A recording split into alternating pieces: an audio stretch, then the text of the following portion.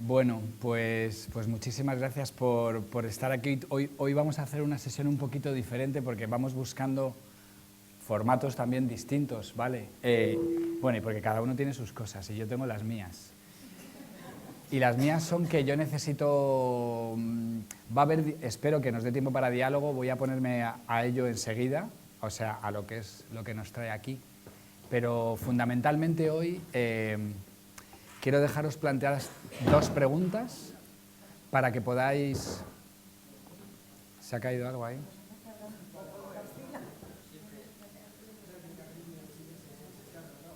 ¿Está bien?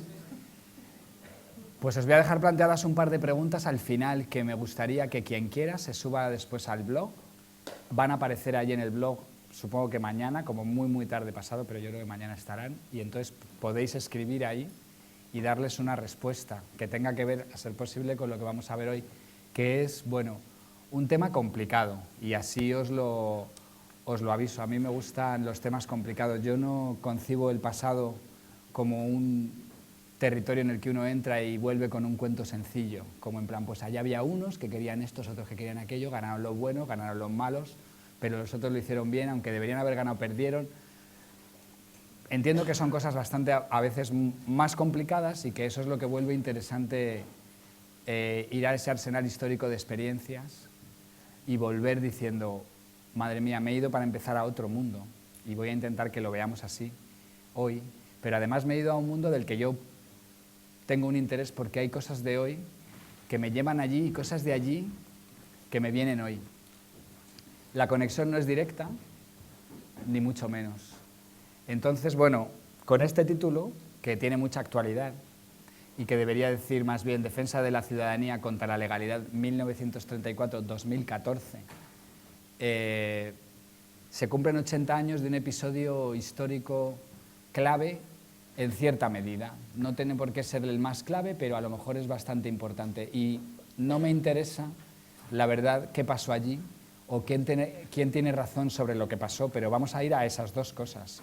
Un poquito a cosas que pasaron allí y un poco bastante más a qué se ha dicho de lo que allí pasó. Y yo voy a proponeros que lo que se ha dicho sobre lo que allí pasó se puede a lo mejor mirar de otra manera, que es la que nos permite conectarlo con cosas de hoy y a lo mejor entender que juzgar a los antepasados es de las cosas más fáciles que hay, ¿no? Hay que hacerse siempre la pregunta de cómo te juzgarían ellos a ti. El problema es que ellos no sabemos cómo eran. Y la prueba la podemos tener en esto. Esto es la portada de una revista de tirada grande, porque en la República, en los años 30, apareció el reportaje gráfico como una novedad. Y las revistas con fotografías y con reportajes gráficos eran de gran tirada. Aquí, en fin, la pregunta que uno podría hacerse hoy sería la siguiente. ¿Os imagináis una portada del semanal del periódico ABC en que aparecieran presentados como héroes unos sicarios de nacionalidad extranjera, por ejemplo rusos, y que me perdonen, podrían ser también de otros lugares, contratados por la delegada del Gobierno de Madrid dando palizas a manifestantes de las mareas de hace 2 años? Os repito la pregunta, ¿os imagináis la portada de un semanario como el ABC poniendo como héroes a unos matones extranjeros también, bueno, porque estos también lo son, dando palizas a los manifestantes de las mareas? Pues esto es un poco lo que hay en esta portada y no lo vamos a juzgar mucho. Es un marroquí, o sea, un regular de los marroquíes que trajeron a la represión de Asturias, colocado en la portada de la prensa diciendo, bueno, este es el mejor tirador que hay en todo el ejército español en este momento, viene de las colonias, está aquí disparando sobre obreros. Esto es Asturias del 34 en el 34. A partir de ahí vamos a pasar muy rápidamente unas imágenes de la crónica social. Y lo de social quiero recalcarlo mucho, porque fijaos cómo es este periódico llamado, esta revista llamada Crónica, en la que va a salir el primer y el reportaje de más tirada sobre la represión de Asturias y el levantamiento y la represión en Asturias en concreto, aunque no solo, pero sobre todo en Asturias, en 1934. Es un periódico, una revista, un semanario que tiene pues otro tipo de reportajes de por medio, como podía ser cualquier dominical español de actualidad, con muchos anuncios, con cosas, en fin, esta es un poquito más fuerte, pero os la pongo porque está en la revista y no he querido quitarla de en medio. Una fotografía semierótica que además tiene un título que hoy sería inadmisible, se titula La adolescente y está editado.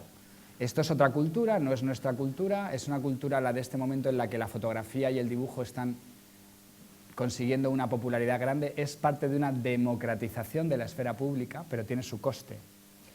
Fijaos esta página doble, por un lado los toros y la afición, aprended chavales, y por otro, malo el tiempo para los míseros, unas fotografías de gente en la calle que había entonces, pues también como hay ahora, y el reportaje gráfico, bueno, pues se hace eco de, fijaos, estas son realidades de hoy, ¿no?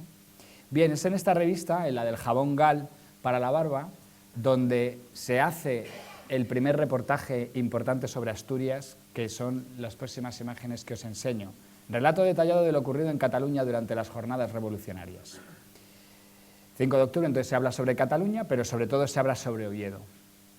Sobre Oviedo, fijaos en las fotos, en este caso lo que me interesa es sobre todo cómo es presentada la revolución de Asturias, la destrucción, el combate en el barrio de San Lázaro, última posición donde lucharon los revolucionarios. El término son los revolucionarios, es una revolución, son unos revolucionarios, han ido a tomar el poder, lo han destrozado todo. Me interesa, y por lo que yo digo en esta revista, luego os explicaré a lo mejor por qué, es porque es la primera vez que aparece una fotografía en público con el famoso anagrama o emblema de los revolucionarios, UHP, que además el pie de foto dice, uno de los automóviles que fueron requisados por los revolucionarios. Sobre el parabrisas y los faros se puede ver con pintura roja las iniciales UHP, que significan, así que al público le está diciendo algo que nadie sabe. ¿Qué significa UHP? Hasta entonces nadie sabía que había una cosa llamada UHP. ¿Qué es UHP? Dice el Unión Hermanos Proletarios. En realidad es Uníos Hermanos Proletarios. Es el emblema, digamos, del levantamiento popular. Por cierto, contaros que el director de esta revista, que es el fotógrafo también de la misma, terminó teniendo una trayectoria luego bastante larga y es uno de los fundadores de la revista Lecturas y del AS, de dos periódicos ya de la dictadura que tenían mucho de reportaje gráfico. Bueno, pues se había entrenado, este es uno de los primeros números de la revista en los años 30 en la República. Aquí ya se ve a los regulares entrar y esta es quizá pues la fotografía que más me gustaba que vierais de cómo es presentado un conjunto de extranjeros como héroes patriotas que están acabando con una revolución social marxista, revolucionaria, socialista, que ha venido a deshacer el mundo que conocemos como nuestro mundo democrático. Y a partir de ahí, pues más imágenes de, fijaos aquí una biblioteca, convertidos los libros en parapeto para la defensa, no se nota muy bien a lo mejor en la imagen de ahí, pero eso que se ven esas ventanas son libros de unos archivos. Y finalmente después las detenciones, la represión, la entrada en las cárceles. Todo esto en el mismo reportaje del mes de noviembre del año 34. La Guardia Civil, que gracias a la cual, junto con el ejército de López Ochoa, acaba con un levantamiento. Todavía no sabemos mucho de él, tampoco vamos hoy a meternos exhaustivamente en él. No nos interesan los hechos, nos interesa esto. Esto ya es una forma de contar. La manera esta de contar es una en la que las fotos son clave y las fotos lo que presentan es un levantamiento sobre una ciudad y después la vuelta al orden y los supuestos responsables entrando todos ellos en las cárceles, los soldados confraternizando con la población una vez terminado el levantamiento y a continuación pues un chiste y después del chiste pues unos ecos de sociedad. Un gran desfile de modelos sobre gentiles maniquíes en el hall del Palace. Han muerto 2.000 personas, 2.000 en el levantamiento de Asturias, solamente en Asturias. La mayor parte de ellos no son nunca identificados. La mayor parte de los muertos de Asturias no se sabe ni qué fue de ellos, ni cómo mueren. No hay recogidas de cadáveres, no hay censos. Hay un ocultamiento mediático muy elevado.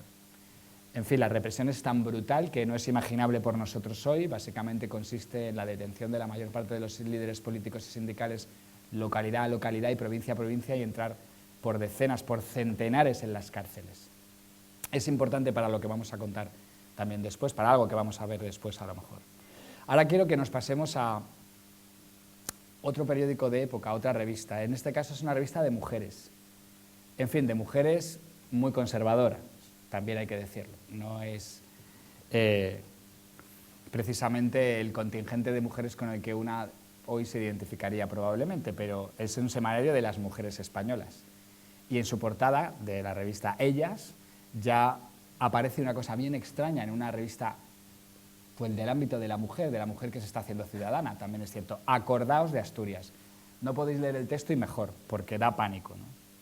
Clavad en vuestros corazones lo que ha sucedido, clavad en vuestra memoria para siempre cómo este levantamiento, estas hordas revolucionarias han ido a destruir la familia y todo lo que eran nuestras certidumbres, todo lo que son nuestros valores. Me interesa de aquí los titulares solamente, para que veáis que una revista evidentemente conservadora, evidentemente también católica, pero hecha por y para mujeres, hace un balance de una revolución socialista, 200 millones de pérdidas en Oviedos, palabras proféticas, bueno, por supuesto todo con sus anuncios de por medio, también porque no deja de ser una revista de tirada. Incendios, explosiones, saqueos, las heroicas mujeres de los guardias, hambre, oscuridad y crímenes. ¡Viva España, viva España, viva España! Por Cataluña, porque en el 34 tienen lugar 3 acontecimientos en noviembre, que están relativamente vinculados entre sí. Una huelga general decretada o organizada sobre todo por el Partido Socialista, que tiene muy poco éxito, muy poca trascendencia, pero tiene lugar en casi todas las ciudades una cierta movilización durante unos pocos días. La declaración de independencia de Cataluña, de la Generalitat unilateral, y al mismo tiempo un levantamiento, una toma por parte de los obreros, sobre todo de Mieres, de la zona de minera de Asturias, de Oviedo, de la capital, que dura aproximadamente una semana y es reprimida brutalmente por un ejército que es traído desde las colonias, con el apoyo de la Guardia Civil, etc. ¿Todo esto por qué? Fijaos, lo más interesante de todo, lo que más tenemos que dilucidar, tiene lugar en un periodo de democracia, es decir, bajo la República Española, con un sufragio universal masculino y femenino, apenas un año después de que por primera vez las mujeres pudieran votar en unas elecciones. Es un contexto muy particular, vamos a ponerlo muy claramente, no ha habido nunca una revolución de carácter social o socialista dentro de una democracia en Europa occidental. Poneos a pensar, quitando la época de los consejos obreros de la Alemania de antes de Weimar, pero es antes de Weimar, todavía no está la Constitución.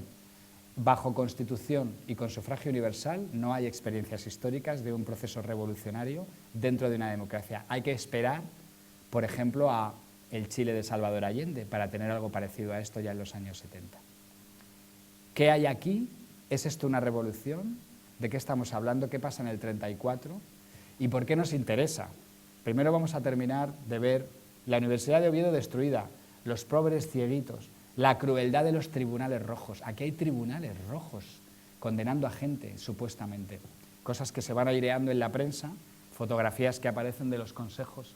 Esos son sellos de los consejos obreros que se ponen en marcha en la ciudad de Oviedo. Ahora vamos a ver un poquito más de parafernalia.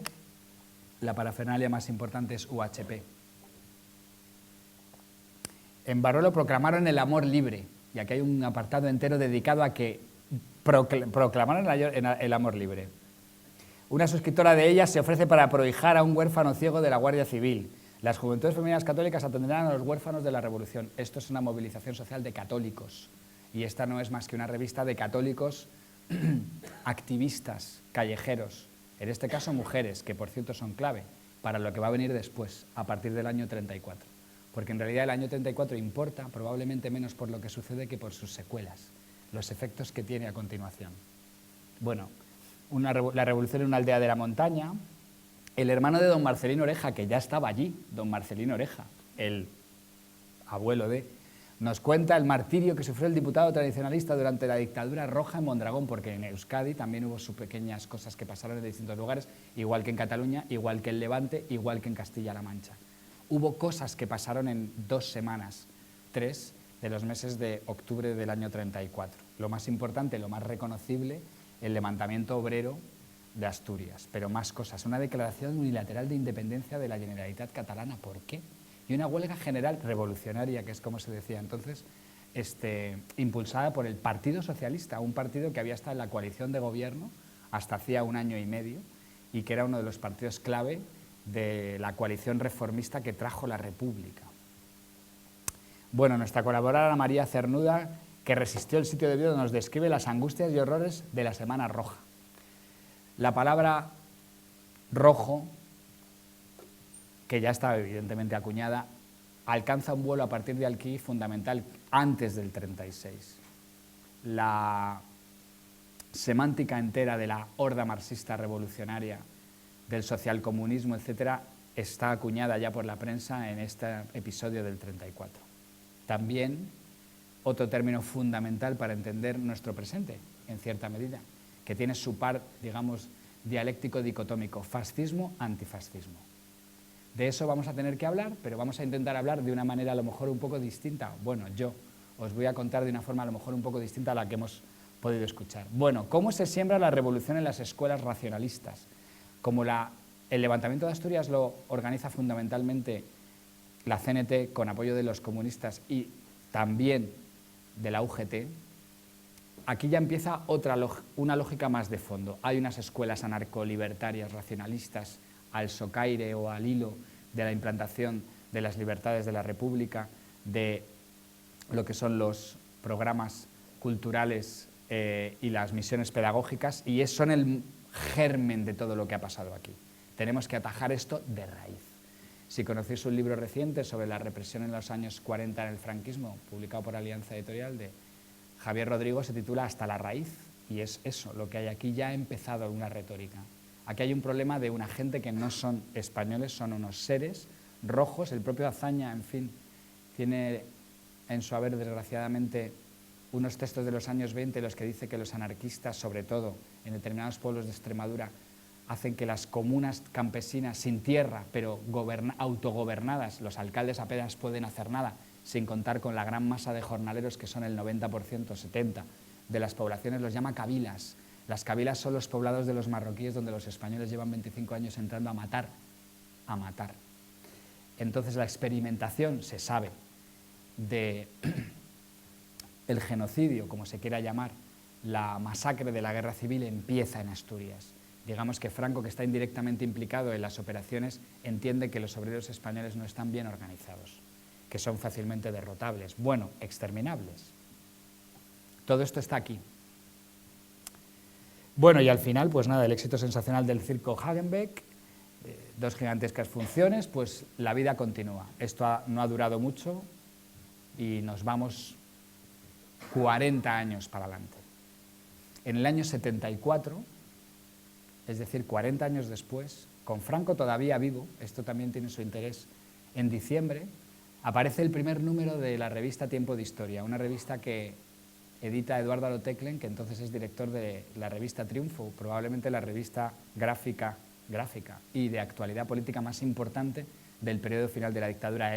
La única capaz de acoger autores que a veces con seudónimo, otras veces con su propio nombre, publican en contra, bueno, sin decirlo abiertamente, de la dictadura, pero haciendo un tipo de reportaje sobre otros países y sobre determinadas situaciones que roza los límites de la legalidad, cuando no es perfectamente ilegal. Triunfo, de hecho, desaparece de los kioscos bastantes semanas una vez muerto Franco. Bueno, pues Aroteclen, cuando decide abrir esta revista, que exprofeso dice en el número 1 que está hecha porque necesitamos recuperar pasados perdidos, necesitamos, como hoy nos está sucediendo, mirar para atrás porque hay cosas que no nos han contado, dedica el número 1 de la revista, bueno, coincidiendo con el aniversario, a la revolución de Asturias. Con esto primero, evidentemente, deciros, bueno, en estas mismas fechas está saliendo, por ejemplo, la revista Ajo Blanco haciendo su primer número. Hay un momento ahí antes de la muerte de Franco en el que de repente se cuelan a la censura publicaciones, cuando ha habido una censura muy dura a comienzos de los 70, que van a ser clave para luego el periodo transicional. Una podría ser Tiempo de Historia, no ha tenido una gran fama, pero es una revista espectacular, llena de reportajes que dejarían hoy sorprendidos a más de uno, por las personas que escriben en ellos, pero por los contenidos también. Pero en este caso me interesa mirarlo al revés, como la recreación de la memoria de una revolución llamada social. Es decir, cómo, curiosa y paradójicamente, cuando Aroteclen y, en este caso, David Ruiz, un historiador asturiano, experto en movimiento obrero, ya jubilado, que es al que se le encarga el gran reportaje sobre Asturias, y reivindica que aquello fue una revolución social, una revolución social, Si por algo pasa la censura a un reportaje como este, es porque eso es exactamente lo que venía diciendo el franquismo, que ya lo tenía bastante olvidado, desde sus comienzos. De hecho, en cierta medida, la guerra del 36 se justifica por lo que ha pasado en Asturias y se justifica llamándolo revolución social y socialista. Claro, estamos muy acostumbrados, si leyéramos este texto, que es un texto en el que se reivindica que aquello fue una revolución social y que los obreros tomaron el poder. Y esto lo está haciendo Arotecle en el 74 diciendo aquí hay una salida de la dictadura, que es la de la revolución social. El texto, no hace falta leerlo entre líneas, lo viene a decir sin decir. Hubo una revolución social en España, fracasó, pero puede haber otra. Este pueda ser la salida de la dictadura. Utiliza, por cierto, vuelve a sacar a una generación más joven de combatientes jóvenes antifranquistas, casi todos ellos militando en partidos de extrema izquierda. El público de esta revista puede ser menor de edad, tanto como muy mayor. La revista tiene de hecho una apariencia muy cerúlea, muy como arcaica, y sin embargo el que sabía lo que podía encontrar en ella. Así que aquí hay un llamamiento a los viejos que pudieron vivir la guerra y a los más jóvenes que sueñan con una revolución social. Y lo que se les presenta es un elenco de fotografías que son las que ya se conocían, pero también algunas otras que no eran tan conocidas. Se hace un seguimiento de los acontecimientos en Cataluña, la huelga general, y después Asturias, pero aquí se hacen hincapié en la capacidad de autoorganización colectiva de los trabajadores, como veis aquí, pues de armamento incluso, ¿no? Se hace hincapié en otra cosa fundamental que tiene mucha actualidad en el 74. Esta foto quiero que os acordéis para verla después en otro momento, otra distinta. Este es un personaje clave. Quizá el personaje más importante de todo lo que se puede contar aquí es un periodista. Y bueno, pues también hoy estamos en un momento en el que el periodismo está teniendo su cambio. Javier Bueno era el director de una publicación socialista asturiana llamada Avance, que es el periódico que tiene todo en su contenido, ¿no? En unos pocos meses está reflejado ahí qué es lo que sucede para poder entender Asturias. La foto interesa porque él es torturado, pero no, menos mal, no muere en el levantamiento, pero la fotografía estaba por ahí, nunca había sido publicada y aparece ahora, bueno, había sido publicada en los 30, es cierto, pero después de los 30 había desaparecido. Pero lo interesante es que él presenta sus torturas en público y es la única forma en la que consiguió que le creyeran, porque 3 forenses de la época habían dicho que lo que tenía eran unos hinchazones en los brazos, pues producto de algún tipo de picadura o algún proceso endógeno de su cuerpo. Y él se presentó, ¿no? Finalmente, y gracias a poder salir en la prensa en el 34 se pudo demostrar que estaba habiendo torturas, además de todas las muertes. Y después, a continuación, pues unas fotografías que pone Arotecle ahí, pues para que se recuerde quién fue López Ochoa, para que se recuerde quiénes fueron los generales, los militares que estuvieron implicados, qué sucedió con la revolución y por qué y cómo fracasó, pero que fue una revolución, cabe muy poca duda, y llega a poner esta página entera con un vale en el que se dice vales concedidos por la Alcaldía Constitucional de Oviedo que sustituyen al dinero. Es una expresión, una demostración. Aquí ha habido una auténtica revolución social. Hemos suprimido las relaciones de propiedad capitalistas o de propiedad privada. Ha aparecido una economía nueva. Que durara poco, bueno, es un problema que tiene que ver con la capacidad de represión que hubo en aquel momento, que también el reportaje pues, se hace cargo bastante. Bien, tenemos entonces ya 2 relatos. Un relato de época, que como veis es un relato muy cargado y que lo que hace es definir como revolución social lo que ha sucedido, y socialista, un intento de transformación, toma del poder violenta por parte de las masas, los trabajadores, una clase social en concreto, en contra de la legalidad de la República. Después tenemos una memoria en los años 70 al inicio del proceso transicional. Sin embargo, yo estoy convencido de que aquí, excepto los que habéis leído historia, que supongo que sois mucho, pero si preguntáis a vuestros vecinos, pues la gente, la verdad, estudios del 34, supongo que poco. Yo el primero, yo no soy experto en este tema, ni me ha interesado más que por otras cuestiones que espero que veáis, y de hecho no conozco toda la literatura, aunque he leído mucha, pero no... Finalmente tengo la sensación de que a mí tampoco me ha contado nunca nadie qué era Asturias, qué fue Asturias o qué pasó en el 34. y no creo haber convivido desde que tengo uso de razón con un relato sobre Asturias. Lo tengo sobre la guerra, pero no sobre Asturias. Y una parte de eso tiene que ver con que durante 20 años, a partir de finales de la transición, surge mucha literatura sobre los años 34-36 por parte de historiadores. Pero es algo por parte de historiadores, entre historiadores. Aquí tenéis unas cuantas portadas, habría más, que están centradas en causas, proceso y secuelas, efectos de lo que pasó ahí, es decir, el periodo 33-36. Y sin embargo esto no salta fuera, no llega a la opinión pública, no tiene interés apenas para la opinión pública. Vamos a ver también por qué, ¿no? O cómo.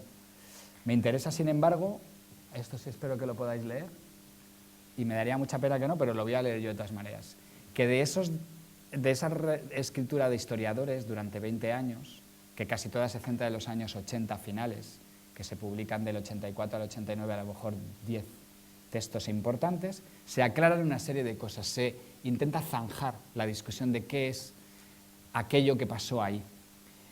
Y sin embargo se quedan unas cuantas paradojas, unas cuantas preguntas sin responder, bastante importantes desde mi punto de vista.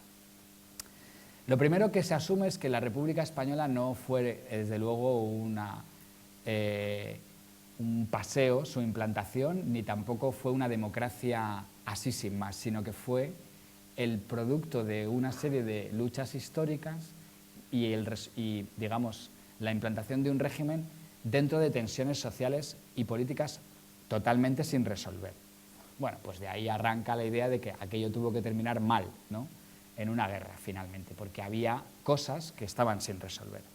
Segundo, que Asturias es una revolución social, o sea, en esto coinciden ya tres relatos: el relato de la derecha en los años 30, el relato de la izquierda en los años 30, el relato de la derecha en los años 70, el de la izquierda en los años 70 y de nuevo en los 80-90 el de los historiadores. Que la clave de todo la tuvo probablemente un doble fenómeno. Por un lado, el partido de la derecha en la República, la CEDA, Confederación Española de Derechas Autónomas, esencialmente un partido que aglutina católicos, no aglutina conservadores, y esto es una cosa importante que después tenemos que volver sobre ella. Tiene una deriva hacia el fascismo, que bueno, se manifiesta, digamos, se expresa o se ilustra pues con que su líder, Gil Robles, asiste a la toma del poder por Hitler en Alemania en el 33. Y se hace fotografías, sus juventudes llevan el brazo en alto, no es la Falange, y no estamos hablando de un partido que se funda también en este mismo periodo, en el año 33, sino que el gran partido que gana las elecciones generales del año 33, pero en una mayoría minoritaria y no gobierna, no entra en la coalición de gobierno, de hecho, solo le da apoyos desde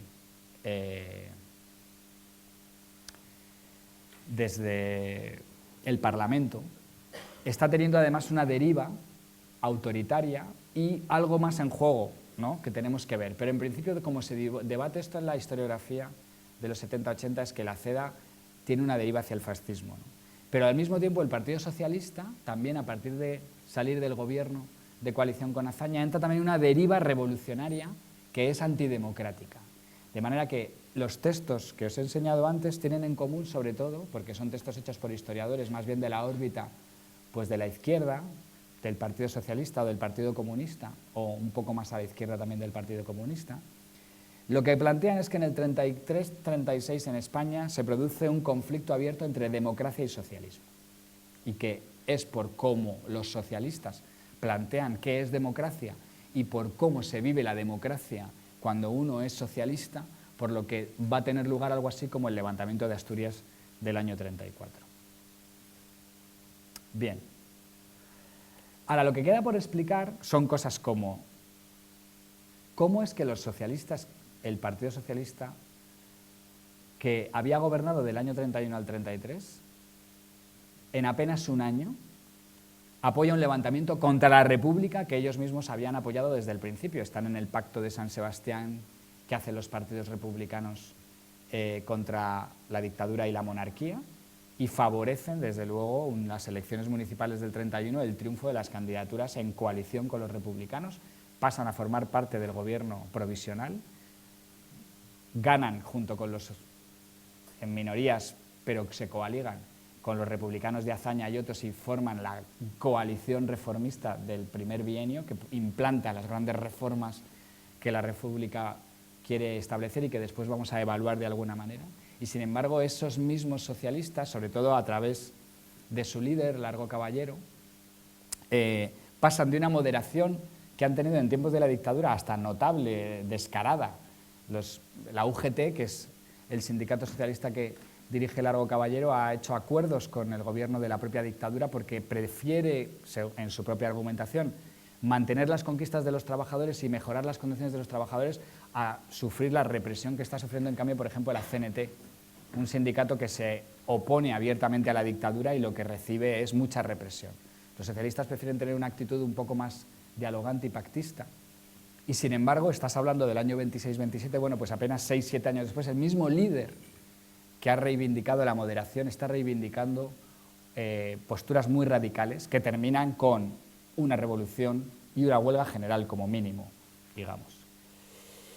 Pero además, en fin, siempre queda la duda de si esto fue una revolución o no fue una revolución.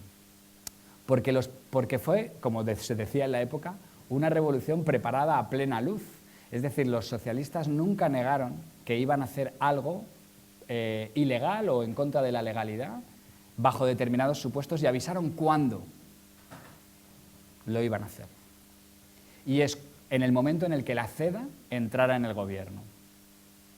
Pues en el momento en el que la CEDA es llamada a cogobernar con otros partidos republicanos conservadores, sobre todo el de Alejandro Lerroux, en ese momento es cuando se da la orden de hacer una huelga general que se extiende rápidamente en Cataluña con la declaración de independencia, con el apoyo de Esquerra Republicana y, en el caso de Asturias, con una revolución social. Con esto ya estoy dando algunos datos, pero a mí personalmente no me interesa discutir sobre qué pasó allí, porque no lo sabemos.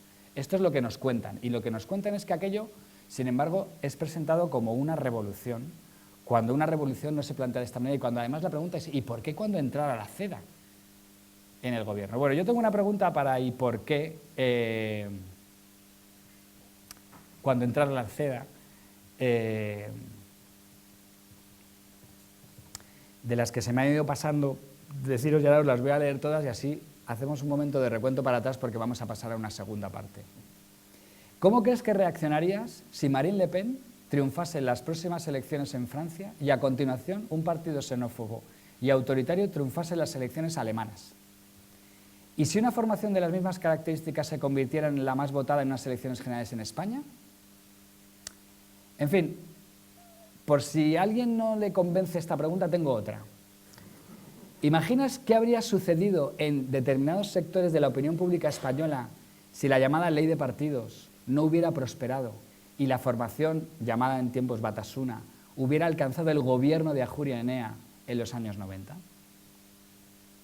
Aquí hay un problema muy básico que solo, claro, adoptando una postura que puede parecer de toma de partido, pero que tiene que ver con nuestro presente, y ahí no nos podemos a lo mejor distanciar del todo, y es que la CEDA es un partido no solo que no ha jurado la Constitución republicana, sino que ha dicho que no la va a jurar nunca, que va a ganar unas elecciones para modificar la Constitución. Bueno, cuidado que también hay partidos hoy que pueden ganar unas elecciones y decir que van a modificar una Constitución. Entonces, esto es el problema de vivir en una democracia y encontrarte un marco legal y, sin embargo, a lo mejor unas tendencias de fondo que se pueden intuir, en algún momento se pueden llamar con un nombre.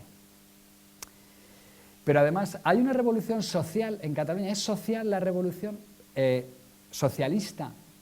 En Cataluña lo que hay es una simbólica declaración de independencia y en el resto del Estado, en la mayor parte del Estado, lo que hay es una huelga general. Y de hecho todos los historiadores siempre tienen que recurrir a un término muy curioso, utilizando la propia retórica de Largo Caballero, que es que en realidad en el 34 en España lo que hubo fue una revolución defensiva. Claro, si uno es Lenin, bueno, o le ha leído, dice, pero ¿cómo que una revolución defensiva? Una revolución no es defensiva, o es ofensiva o no es revolución. ¿Qué es una revolución defensiva? ¿Por qué hay que llamar a esta defensiva? ¿Qué se está defendiendo y por qué se defiende en forma de una revolución? Que es una paradoja. Por eso os he puesto que esto es una paradoja sin explicar, hoy por hoy.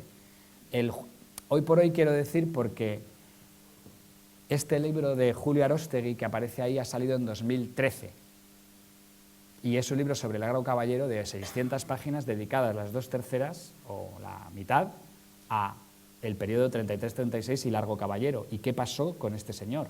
Porque para la mayor parte de la gente, quiero decir, lo habitual es decir, bueno, los socialistas les entró una pataleta, perdieron el gobierno, no estaban de acuerdo con perderlo por nada del mundo y estaban dispuestos a hacer lo que fuera. Y su líder se volvió un poco loco porque siempre había sido un tipo como muy acomplejado o era un tipo raro y empezó con un radicalismo verbal, que es la expresión que se ha usado siempre para hablar de Largo Caballero, el radicalismo verbal, ¿no? Hoy llamaríamos a eso populismo.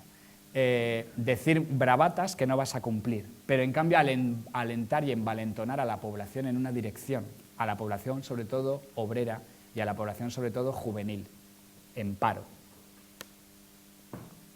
No estamos allí, pero desde luego si se cuentan las cosas así, o sea, si uno lee la literatura y quita las fechas y quita los lugares, lo que sale es algo que hasta resuena en el presente, de alguna manera. Entonces se trata de evitar también eso, pero para evitar eso a lo mejor podemos aprender algo muy importante de allí para hoy. Vamos a hacerlo pasando un poquito una temporada en el infierno, porque también hay que pasar una temporada en el infierno para llegar a ver la luz, ¿no? A veces.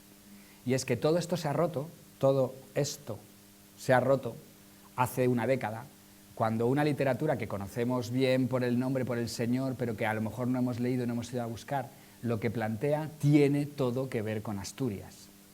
Lo que hace de la tesis de Moa algo interesante, bueno, por lo menos para aprender a armarse de razones, es que su argumento es el de la vieja derecha más derecha, sí, de acuerdo, pero por el cual se hizo la guerra, y el que más habíamos olvidado, porque siempre hemos identificado la guerra con una cosa llamada pues, la muerte de Calvo Sotelo y el verano del 36. Pero no, la muerte de Calvo Sotelo y el verano del 36, en fin, Franco dice, hombre, si tenemos hasta un mártir, pero está preparado de antemano y está preparado con una justificación, que es esa justificación de que hay una conspiración para implantar el marxismo socialista en España, socialcomunismo, y eso arranca de Asturias del 34, donde ya lo habían intentado. Entonces, Pío Moa, por lo que interesa su obra, es básicamente porque él argumenta que la Guerra Civil Española empezó en el año 34 y no en el 36, y que la empezaron, como él dice, las izquierdas, que quiere decir socialistas, comunistas, anarquistas. Entonces, bueno, a mí me gusta tomarme en serio siempre cualquier autor, sobre todo cuando tiene capacidad mediática, pero también en este caso porque por fin reabre nuestra necesidad de tener una perspectiva sobre qué pasó ahí, si podemos decir algo, para poder a lo mejor contrarrestar una argumentación como esta. Él dice que del 34 al 36 lo que pasó es que la izquierda escarmentó y decidió que en vez de tomar el poder por la vía de los hechos consumados, lo iba a hacer por la vía electoral.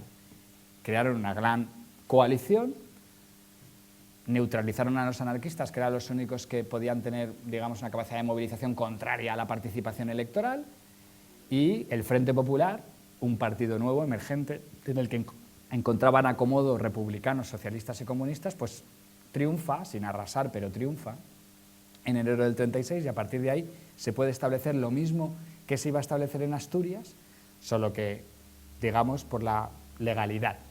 Y a partir de ahí, pues claro, hay que explicar lo de Franco como un golpe militar preventivo. Bueno, pues tenemos un golpe militar preventivo y tenemos una revolución defensiva. Evidentemente, yo no voy a intentar que demos muchas vueltas a la idea de un golpe militar preventivo, porque aquello fue muy poco preventivo, y fue preventivo, pero con una movilización social detrás y generando las condiciones para una guerra social, civil, de ciudadanos contra ciudadanos, con ejércitos. Esto no es un golpe militar preventivo, es otra cosa, es una campaña militar. Pero en cambio lo de la revolución defensiva a mí nunca me va a convencer si no hago algo más por intentar entenderlo y no quedarme ahí. Entonces, para eso, bueno, tenemos que pasar por otro fenómeno todavía, el del purgatorio, que es que ahora tenemos no a Pío Moa, que todo el mundo dice, bueno, este tipo ni es historiador, utiliza las fuentes como le da la gana, sí, desde luego, es un ideólogo que conoce la literatura y es capaz de utilizarla a su favor, pero sobre todo, yo creo que una bonita manera de hablar de Pío Moa es decir que sus textos están sacados de la prensa de los años 30 tal cual, de la prensa conservadora, reaccionaria. Es decir, hay muy poco análisis, es simplemente reproducir una interpretación de entonces, que es como un poco decir, bueno, vamos a hablar dentro de 20 años, vamos a hablar de la España del 2014, bueno, pues con unos cuantos titulares de frases de Rajoy, que nos cuenten cómo va, o por ejemplo una de Montoro, pues estamos saliendo de la crisis, pues ya con eso continuamos. Claro, evidentemente uno debe ir un poquito más lejos, ¿no? Pero es que hay historiadores que han entrado en ese juego. Ahora ya tenemos una situación más complicada, porque ahora ya tenemos una literatura académica que intenta decir que hay una cosa intermedia entre lo que se decía en los 70-80 y lo que dice después Pío Moa.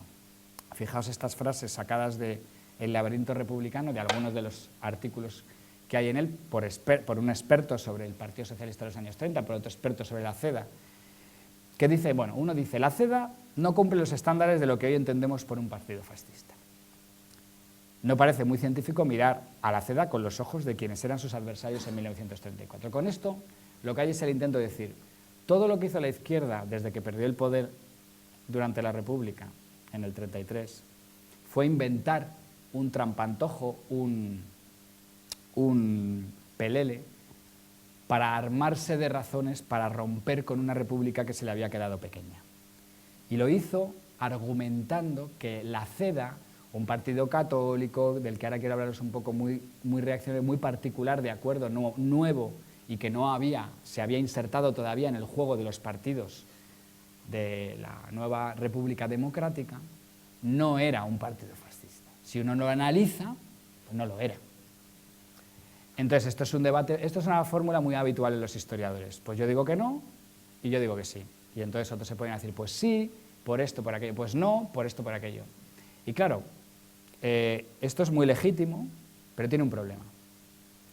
Digamos que personalmente a mí siempre me produce el mismo tipo de urticaria, ¿no?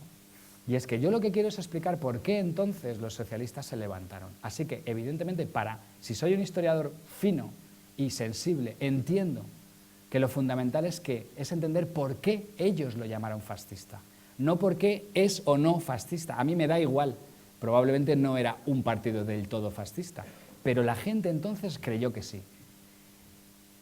Esto es un poco como cuando sale ahora un alcalde y dice, bueno, yo en realidad no soy un corrupto comparado con tantos y otros. Ya, pero el problema está en que vives en un ambiente y has hecho cosas que hoy se entienden como corrupción, independientemente de que luego lo que digan después los jueces.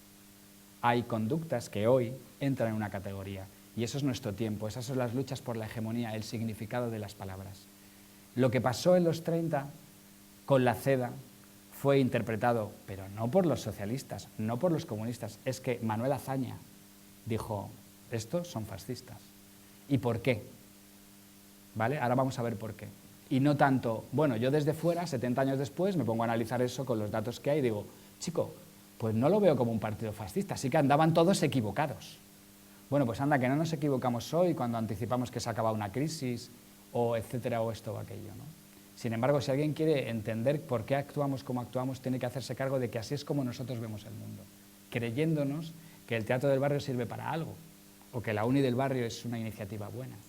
Que luego nos vengan a decir dentro de 20 años que era una estupidez, dirás, ya, pero con eso a mí, lo único que me cuentas es un mundo que yo no he vivido. Yo he vivido uno en el que yo creí que las cosas eran así. Pero podemos ir más lejos, porque además, claro, obviamente del PSOE se dice que tras ser expulsado del gobierno entró en un camino disparatado, absurdo y sin sentido. Bueno, esto es el tipo de lenguaje que a mí no me ayuda nada a entender el mundo. A mí no me sirve de nada que me digan que la gente hace absurdos y sin sentido. Yo lo que quiero es entender el sentido que hay detrás de sus actos.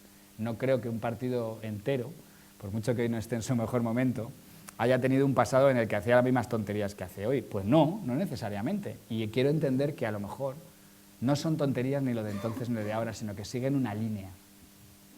De hecho, y aquí está la clave, cuando intentan hacerse cargo del lenguaje que se usó en la época, estos autores de este libro, uno de ellos, termina diciendo una frase que estas son las que yo agarro para decir, por aquí vamos.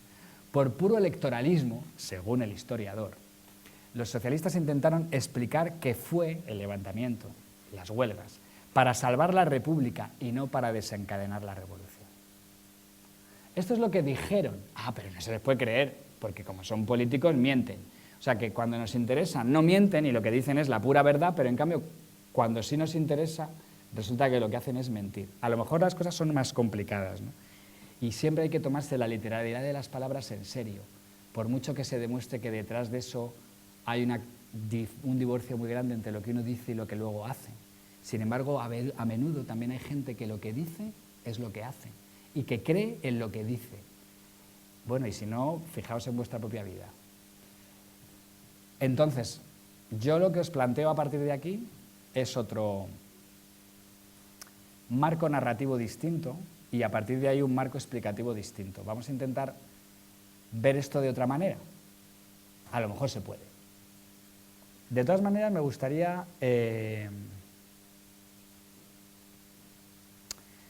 plantearos una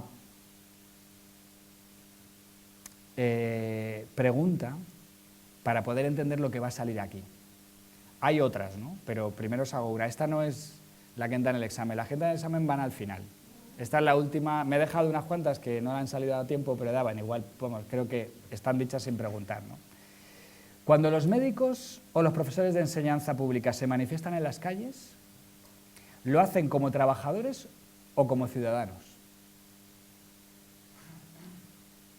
O como las dos cosas, diría uno. Claro, claro. Y si en una época esas dos cosas no van juntas, o no van juntas de una manera que luego hemos perdido el hilo. Primero de todo, el año 31 es, en el lenguaje político de la República, una revolución.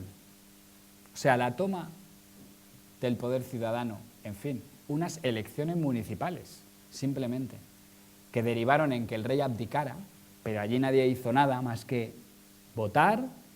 El rey leyó los resultados y dijo, madre mía, menudo batacazo, se han llevado todas las candidaturas republicanas. Pues yo, curándome en salud, abdico, bueno, aparte porque la Puerta del Sol está tomada, se está ahí arengando a un gobierno provisional en el que salen unos señores, entre ellos un tal Largo Caballero, pero también Azaña, y el señor Azaña, él, que se convierte en el presidente del gobierno provisional y después en el primer presidente ya constitucional de la República, declara, no una, 1000 veces, si en España hay república es porque antes ha habido revolución. La república tiene un origen revolucionario. Habrá república en España mientras se gobierne con espíritu revolucionario y la república quedará instaurada definitivamente en España cuando la revolución haya concretado su obra, pero no mientras tanto. Esto es el año 31. Y aquí no hay Asturias, aquí no hay la violencia de los obreros, aquí no hay más que el nombre que se le dio, la Revolución Pacífica. Bueno, había habido otra ya en el 19 y entonces se dijo, siempre que en España llega la República, llega en forma de revoluciones pacíficas, como en el 68. Qué interesante, la República es la paz. Y sin embargo es una revolución, y eso con mayúsculas.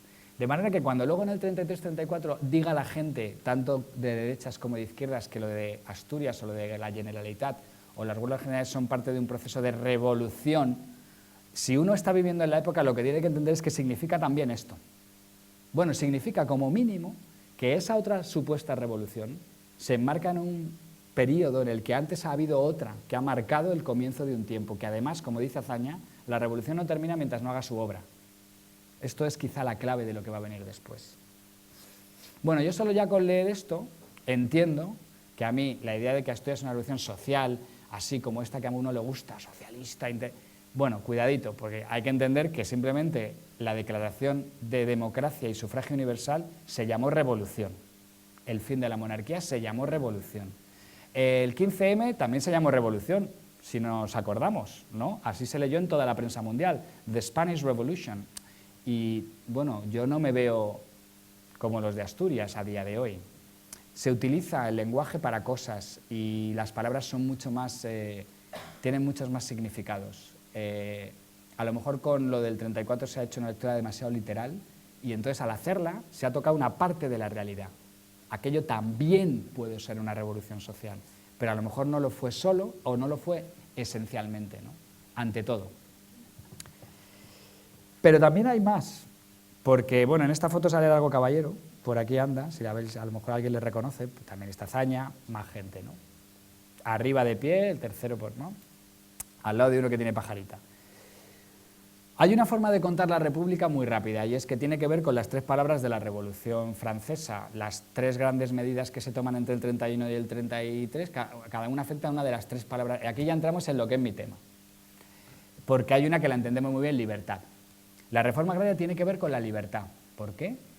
Los jurados mixtos, que son las primeras capacidades, instituciones que se crean para negociar acuerdos entre trabajadores y empresarios en los despidos o en las mejoras de condiciones laborales, a través de unos jurados que dirimen cuando hay conflictos, tiene que ver con la igualdad, dar a los trabajadores la posibilidad de mirar cara a cara al empresario. Y la autonomía para Cataluña, bueno, en fin, sí, tiene que ver con fraternidad, con la tercera palabra de la Revolución Francesa, que es la que a mí me interesa, en la medida en que habla de una confraternización de los pueblos de España y hay que dar derechos de autogobierno relativos a un territorio, ¿no? Pero esto quiere decir que si se mira en conjunto, la obra de la República tiene que ver con algo que nosotros hemos perdido de vista. Y que os voy a hacer otra pregunta también de estas que no sirve para nada más que para que le deis vueltas en casa. Y si entendéis esta pregunta o os la planteáis, por lo raro que nos puede sonar hoy, entendéis de qué hablamos ahí, cuando se habla ahí de ciudadanía en los años 30. ¿Crees que un ciudadano ejercería con la misma libertad sus derechos políticos si dependiera para subsistir de un empresario que le amenaza con expulsarle a la calle si no vota a la derecha? O sea, nosotros en España tenemos mucho mobbing en el trabajo, muchos empresarios que tienen muy mala fama y mal, pero pocas noticias sobre que un empresario obligue a sus trabajadores a votar al PP. Sin embargo, para Azaña, en concreto para Azaña, que es un republicano, no él en concreto, digamos que su forma de entender qué es lo republicano. Esencialmente el problema en España es que el caciquismo y la oligarquía han generado un mundo, como dice él, en el que los pobres se ven obligados a mendigar para subsistir y entonces pierden la capacidad de autodeterminación personal. No pueden ser ciudadanos y nunca, y se va a notar en cómo van a ejercer el voto. De hecho, las elecciones del 33 se interpretan en esta clave por los republicanos con las mujeres, desgraciadamente. Se considera que la emancipación de las mujeres ha sido muy limitada hasta entonces y eso ha producido que una parte importante de las que votan por primera vez voten a la derecha. Hay aquí, por lo tanto, un problema de fondo que nosotros no solemos ver porque hemos tenido una educación ciudadana mucho peor que la que entonces había y porque después de la dictadura hemos confundido la ciudadanía con derechos y sobre todo derechos del voto y también derechos sociales, en lugar de entenderlo como algo más integral, en el que hay una parte de obligación y de autoobligación. Pero para eso hay que ser independiente, tanto en términos materiales como morales. Entiéndase también, por lo tanto, culturales. De ahí que para la República una obra fundamental son las misiones pedagógicas, pero no solo. Se trata de, y aquí llega la palabra que va junto con la mía, emancipar, evitar que haya situaciones de dependencia vertical entre personas que impiden a los sujetos ser realmente ciudadanos, que eso es ante todo una cosa, libertad de pensamiento, de acción y en medio de reflexión. Si uno está bajo condiciones materiales de sojuzgamiento o bajo condiciones morales por la Iglesia, que no admite la libertad de pensamiento como una opción, los católicos no pueden pensar libremente porque haya una autoridad infalible que está por encima de ellos. O bien de tipo cultural, no saber leer, escribir, no poder estar informado. Es muy difícil ejercer como ciudadano. Lo último nos suena mucho más conocido, pero hemos olvidado lo primero. Y eso es lo que hace que se instituya una reforma agraria. Necesitamos que los jornaleros sean independientes económicamente de los grandes terratenientes porque si no nunca serán ciudadanos. No podrán realmente ejercer la libertad del voto. Y eso es lo que es la obra de la República porque Azaña entiende, como casi todos los republicanos, que hay otro problema que tiene que ver con la cultura y con la forma, y eso es lo que va a ser la democracia de los años 30. La democracia de los años 30, bueno, yo a mí me gusta resumirla como una anécdota que leí en un libro una vez, de un señor que entra en un bar, un señor que cuenta que la España republicana para él es la capacidad de entrar en un bar y mirar de tú a tú al camarero y sobre todo al señor Hito que hay a tu lado y codearte con él en el mismo espacio y llamarle de tú si quieres o llamarle ciudadano, no tener que tener una deferencia especial hacia él, romper con unas jerarquías establecidas. Pero esto trae muchos problemas, la conciencia de que esto es así, de que hay algo como lo que está en ese texto primero de Agustín de Foxá, que está metido en la médula de las relaciones sociales en España. La idea de que aquí hay gente que no debería ser ciudadana, porque no lo son. No tienen ni la catadura cultural, ni moral, ni material para realmente ejercer el voto. Y se les está concediendo el voto a la plebe, a la chusma. Y esto es el problema de la República. Bueno, este texto que es tan bonito de Agustín de Foxá, por otro lado, un libro precioso, las cosas como son, pero así es como él entiende la proclamación de la República.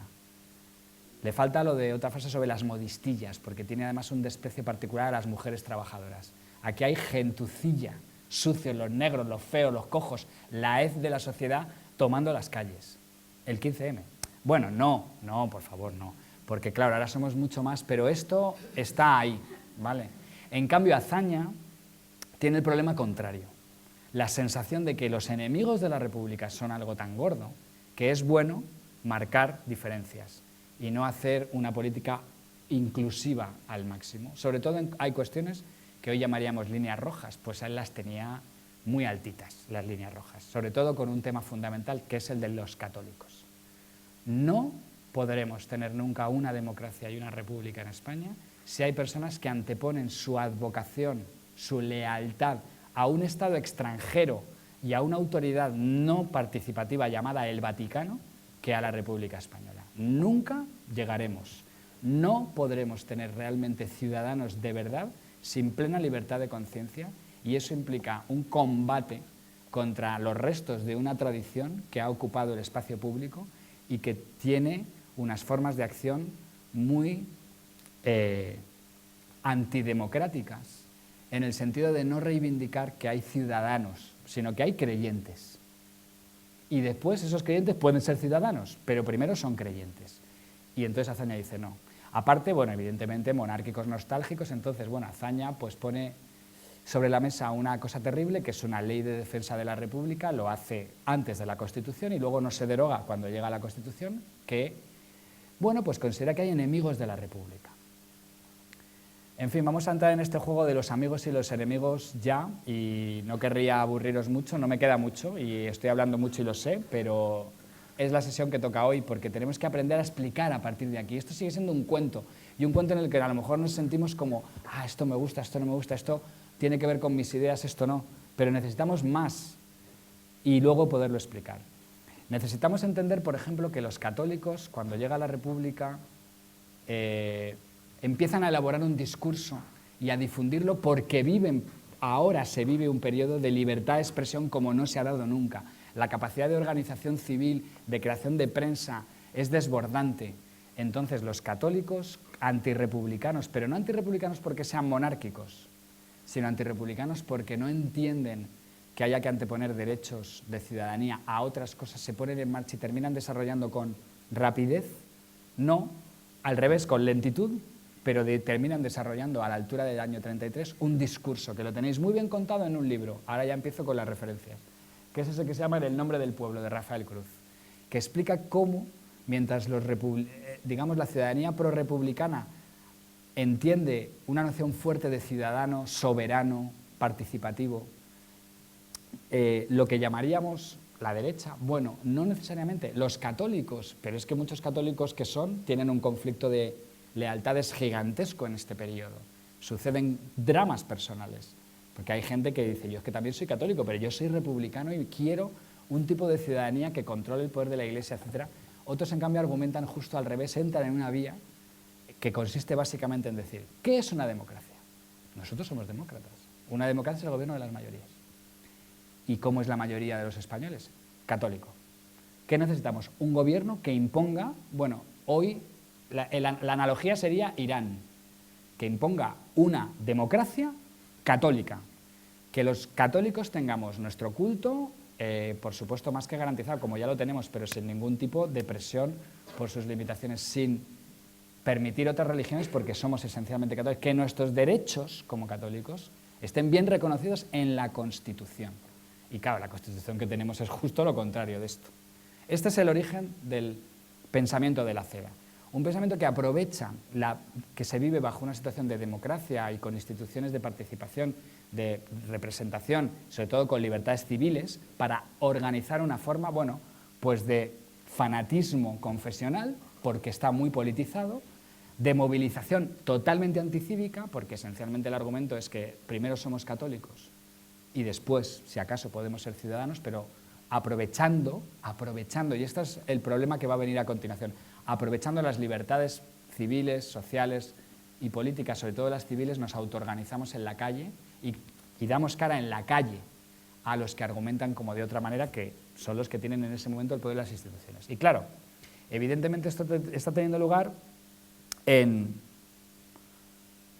un contexto en el que a partir de un momento la coalición de socialistas y republicanos se rompe y la crisis económica se hace más que manifiesta y tiene lugar un proceso electoral en el que además las mujeres votan por primera vez.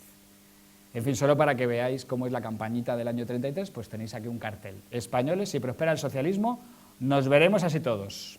Votada a las derechas. Ya hay otra componente social que se ha metido en la polémica de la época. Pero lo más importante es el contexto. El contexto para cualquier ciudadano con conciencia de la época es que el año 33, el mismo año de las elecciones españolas, apenas unos meses antes, han pasado dos acontecimientos dramáticos. Uno lo conocemos mucho, que es la toma del poder por los nazis, pero el otro lo conocemos menos y sin embargo en España tuvo más relevancia, que es el mismo proceso pero en Austria. Austria durante los años 20 ha sido conocida como la Viena Roja o la Austria Roja, sobre todo Viena la ciudad, ¿no? Está en manos de coaliciones de socialistas y comunistas, hay unas políticas sociales obreristas más que declaradas y hay un vuelco, de manera que cae en manos de una derecha xenófoba, pro-alemana y también pro-nazi, que después es la que va a propiciar un poco más adelante la unificación de Austria con Alemania en el año 38. Pero eso es lo que se vive realmente como un drama, porque Alemania, la República de Weimar, bueno, tiene muchas políticas sociales, pero hay mucha más contención. Austria se ha convertido en un laboratorio de experimentación socialista, instituida, con un partido socialista que gobierna las administraciones locales, que tiene el control de, por ejemplo, la gestión del desempleo, que está haciendo lo que hoy llamaríamos derechos sociales por primera vez, y sin embargo en apenas 6 meses, en una campaña furibunda, funciona perfectamente, desarticula y además produce una represión automática que consiste fundamentalmente en la ilegalización de los partidos obreros y de los sindicatos. Hay además, para más Inri, un español que vive esto en primera persona, que es nada menos que uno de los ideólogos del Partido Socialista, Luis Araquistáin. Se marcha a Austria y Alemania en el 32 y se pasa un año y vuelve diciendo: la que nos viene encima no la hemos conocido nunca. Es algo mucho peor, lo más negro que se pueda imaginar, la destrucción total de todas las conquistas obreras. Ya esto no es una cuestión de si los derechos de participación, la democracia, va más allá. Acaba de raíz con todo lo que son 100 años de conquistas de los trabajadores, vías o revolución, sindicato, la emergencia de una conciencia colectiva, social, de que hay una cosa llamada la clase obrera. Esto es la destrucción de la clase obrera como clase organizada. Y a esto le llamamos fascismo.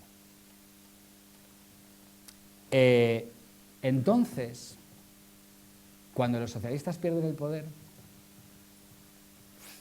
es cuando Largo Caballero inicia en el año 33 una serie de mítines. Entonces no había votación por internet ni había círculos, pero se va por todos los círculos del Partido Socialista del país y empieza a hacer el viraje en el que esencialmente, bueno, aquí os he resumido algunas de las perlas, tiene toneladas, porque hay un crescendo en el lenguaje, pero fundamentalmente la idea es,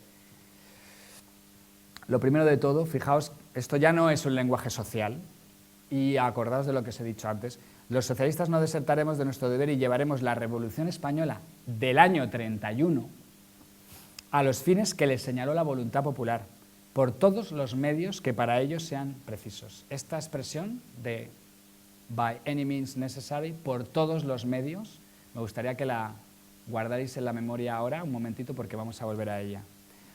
Bueno, y entonces con nosotros cuanto se quiera, sin nosotros ni un paso. Si se sale de la ley, nos saldremos nosotros también. Esto es la llamada de atención de si entra la CEDA, partido más votado pero que no gobierna, y está dando apoyos desde el Parlamento, si entra en el gobierno, entendemos que eso ha roto la República Española fundada en el 31. Este partido viene a deshacer la obra de la Revolución del 31, la obra de la República.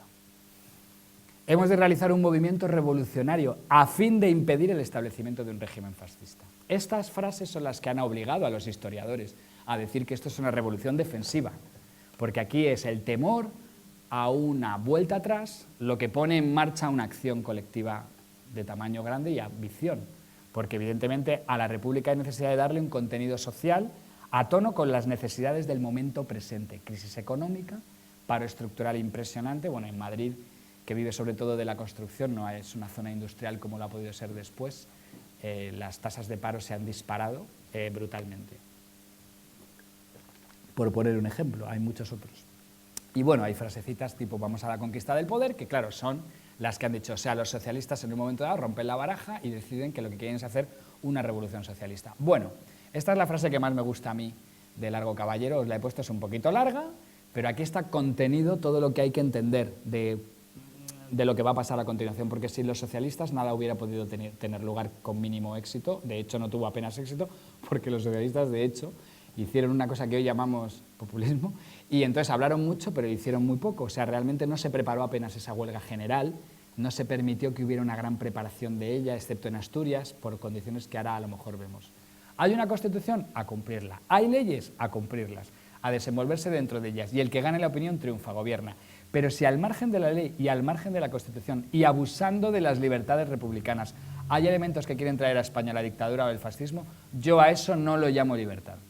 Siento mucho no participar del liberalismo clásico ni de la democracia burguesa en ese sentido. Y cuando nosotros hablamos en ese sentido es que estamos dispuestos a hacer todo lo posible, otra vez, porque en España no se produzca el fenómeno fascista. Que lo sepan aquellos que están amasando y que están preparando esa dictadura y ese fascismo. Y que no se nos diga luego que somos responsables de lo que sucede, porque yo entiendo que si eso sucede, bastará solamente el hecho para que toda la España trabajadora se ponga en pie y diga que no lo tolera.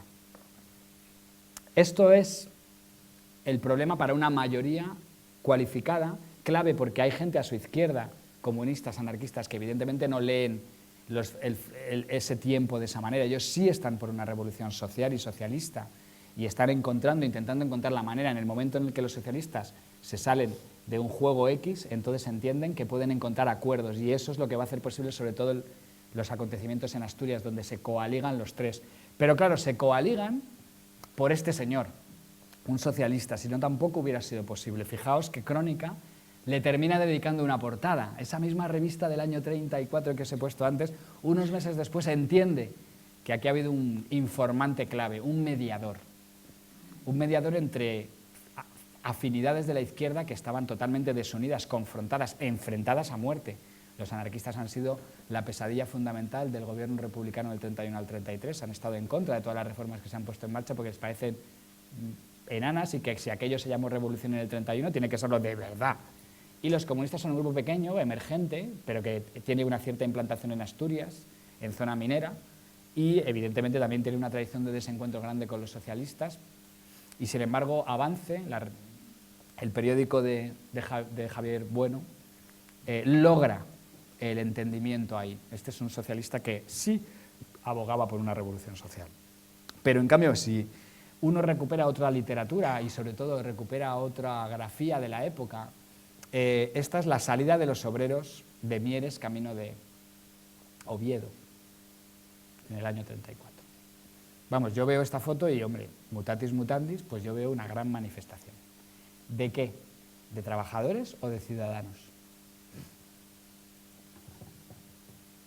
Bueno, pues ahora vamos a intentar coger por lo menos 3 conceptos para entender algo que se nos ha podido escapar. Cuando los españoles analizamos las luchas de los últimos 150 años, siempre se nos olvida lo más importante, y es que la gente ha dado la vida esencialmente por cosas que tienen que ver con justicia, con desigualdades, que quieren terminar con ellas, pero en unas condiciones dadas, que es la de ser ciudadanos, tener derechos a punto de perder o perdidos y que se quieren recuperar.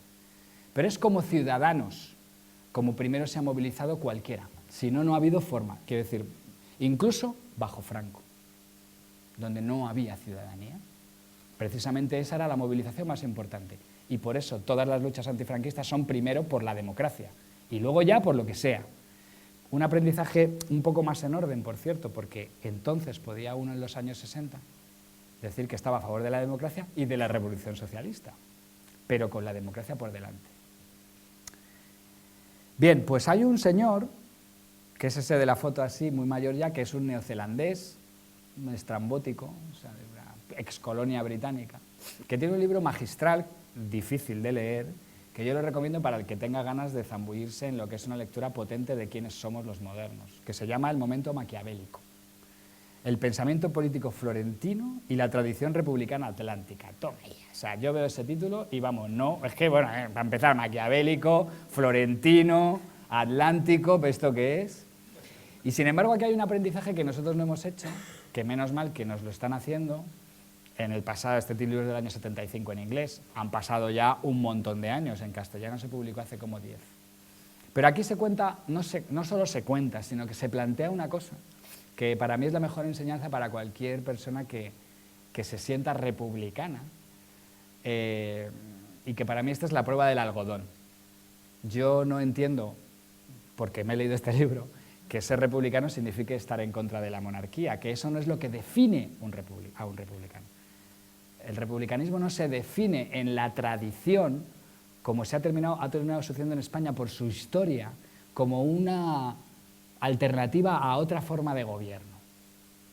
Ser republicano, sobre todo en la tradición, una tradición que arranca básicamente de Maquiavelo en adelante, pero también mucho antes, evidentemente, pero él, digamos, formula mejor una tradición que es la de las ciudades-estado italianas y la deja ahí cosificada entre libros, pero no en el Príncipe, sino sobre todo en los discursos, que es la noción de virtud cívica, que es que ser ciudadano es una condición antropológica muy particular que no se da en cualquier sociedad ni en cualquier tiempo, que normalmente lo que ha habido en la historia son siempre súbditos y príncipes, o súbditos y señores.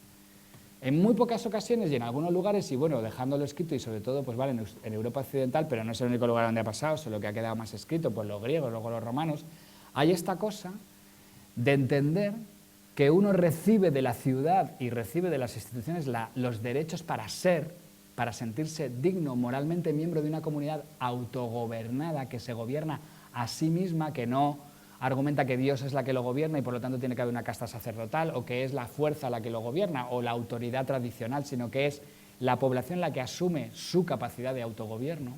Pero para eso la persona tiene que asumir un compromiso. Y este compromiso es de contenido, la primero, y es anteponer el interés colectivo al particular. Pero además hay que hacerlo de una forma ilimitada, o sea, estando dispuesto a dar la vida. Vamos, ¿por qué la vida? Pues porque la única forma de que se preserven las instituciones que permiten a las personas sentirse dignas como miembros de una comunidad autogobernada es estar dispuesto a defender esas instituciones con las armas. Y claro, de aquí el pensamiento tradicional republicano pues tenía una serie de añadidos un poco feos, y es que había que ser propietario para poder armarte y varón. Así que las mujeres fuera y solo los propietarios eran verdaderamente posibles ciudadanos virtuosos. Por cierto, que el término virtud es un término que nosotros los españoles lo tenemos pues muy mal colocado por la tradición católica. Porque virtud quiere decir anteponer el interés colectivo al particular, no ser bueno, que es lo que la religión ha hecho, digamos, que entendamos, ¿no? Bueno, pues el problema fundamental es que no se puede ser virtuoso así como así, por decreto, ni por educación, sino que es algo que o se mete en el cuerpo uno y no es una opción solo tampoco, es más complicadito. Pero vamos, básicamente la cosa es que si uno deja de ser virtuoso y las instituciones de la ciudad se corrompen.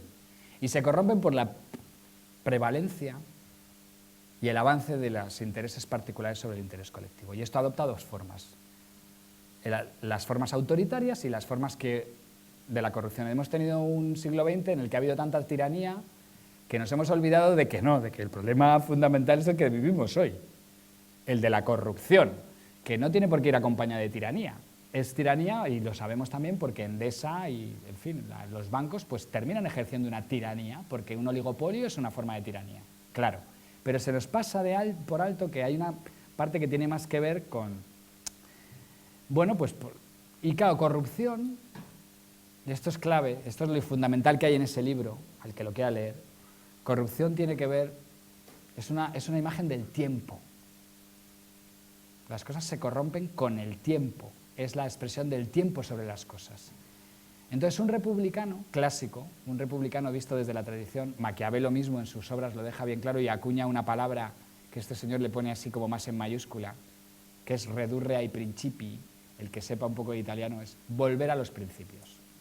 Hoy Pablo Iglesias, ayer o hoy, en unas declaraciones en la radio ha dicho que él está a favor de un proceso constituyente en España hoy que recupere el espíritu anterior a la formulación de la Constitución del 78. Eso, según J.G. Apococ, es redurre ai principi de Maquiavelo. La idea de que podemos suspender el paso del tiempo, acabar con la corrupción si volvemos hacia atrás y recuperamos ese momento primero en el que las cosas quedaron fundadas bien y estaban claras. La cultura política del 76 al 78 tenía seguro unos gérmenes buenos para construir un mundo, pero luego se fijó de una manera y ha producido unos efectos que han terminado teniendo efectos morales colectivos muy grandes, de corrupción y tentativas de tiranía.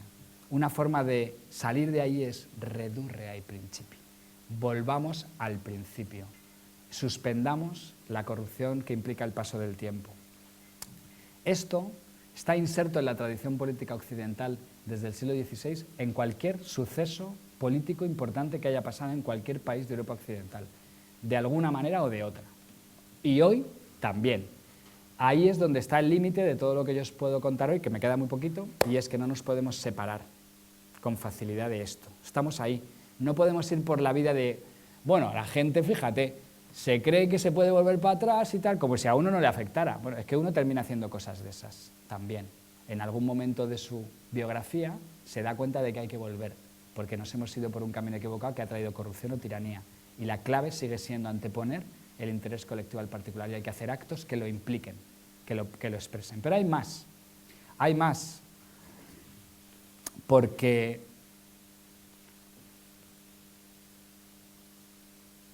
el Manifiesto Comunista de Marx, si lo leéis en esta edición magistral, que por cierto, lo siento por hacer propaganda, pero es que es así, de la editorial Turner, tiene un prólogo de este señor de ahí abajo, que se llama Gareth Stedman Jones, que dice que Marx no es más que un pensador republicano, que también está en la polémica sobre cómo mantener un mundo en el que la virtud prevalezca, o sea, que el interés colectivo predomine sobre el particular, con la diferencia de que él ha entendido que el capitalismo es un sistema que es en sí mismo la institucionalización de la corrupción, porque su lógica es la reproducción del interés particular siempre por encima del colectivo. Entonces, ¿cómo luchar contra esto?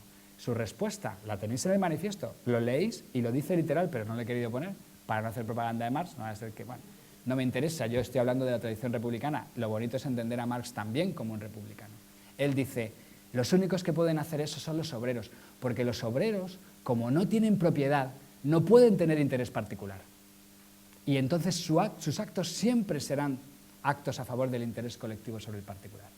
Bueno, la putada es que luego Lenin, Rosa Luxemburgo, que sale también ahí, entendieron que el problema era un poquito más complicado. Los obreros también se pueden corromper.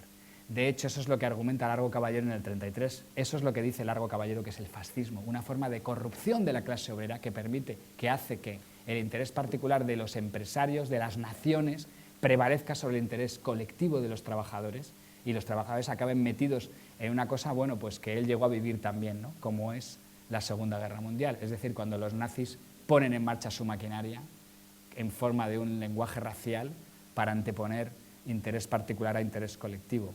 Pero queda toda una tradición, ¿no? Que la tenéis además muy bien contada en un libro que es mi gran recomendación de hoy, que es El eclipse de la fraternidad, escrito por un español, vamos, por un catalán, o sea, por un catalán, que se llama Antoni Domènech, un autor interesante, realmente, que lo que hace es, el libro tiene un subtítulo que es Una revisión republicana de la tradición socialista. Argumenta que el socialismo es una forma de recuperar la vieja discusión republicana, solo que en otro contexto, en el que los trabajadores y sus organizaciones son la clave para mantener la virtud. Hay situaciones bajo las cuales han tenido que ser los obreros los que defienden la democracia. ¿Son un grupo particular? Claro, pero en la medida en que se aspira a un cambio de la economía y de las estructuras de propiedad, etcétera, se está queriendo anteponer el interés colectivo al particular de un grupo.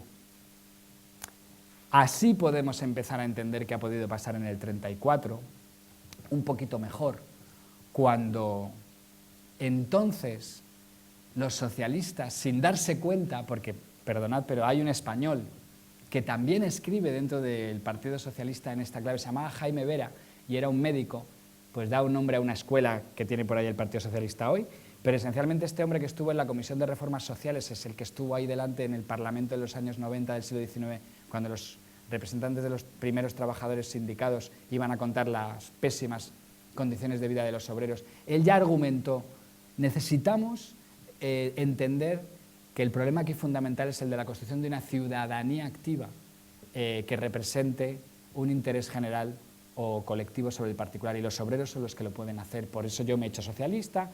El problema es que luego el socialismo se ve a sí mismo de otra manera. Es una ideología que prefiere, como el comunismo, como el anarquismo, ver ante todo un problema de las clases, las diferencias y, digamos, los trabajadores como unos desclasados o no incorporados nunca del todo a la ciudadanía, y entonces el problema de la ciudadanía queda en segundo plano y de la virtud cívica, y lo que importa es la toma del poder como tal, pues para acabar con la injusticia. Y ese es el lenguaje que nosotros hemos heredado, perdiendo de vista, digamos, lo más sencillo, lo más que a lo mejor estaba más a la vista y que solo cogiendo los textos de época y los de hoy se puede ver, porque estas situaciones, como vamos a ver después, siguen ahí.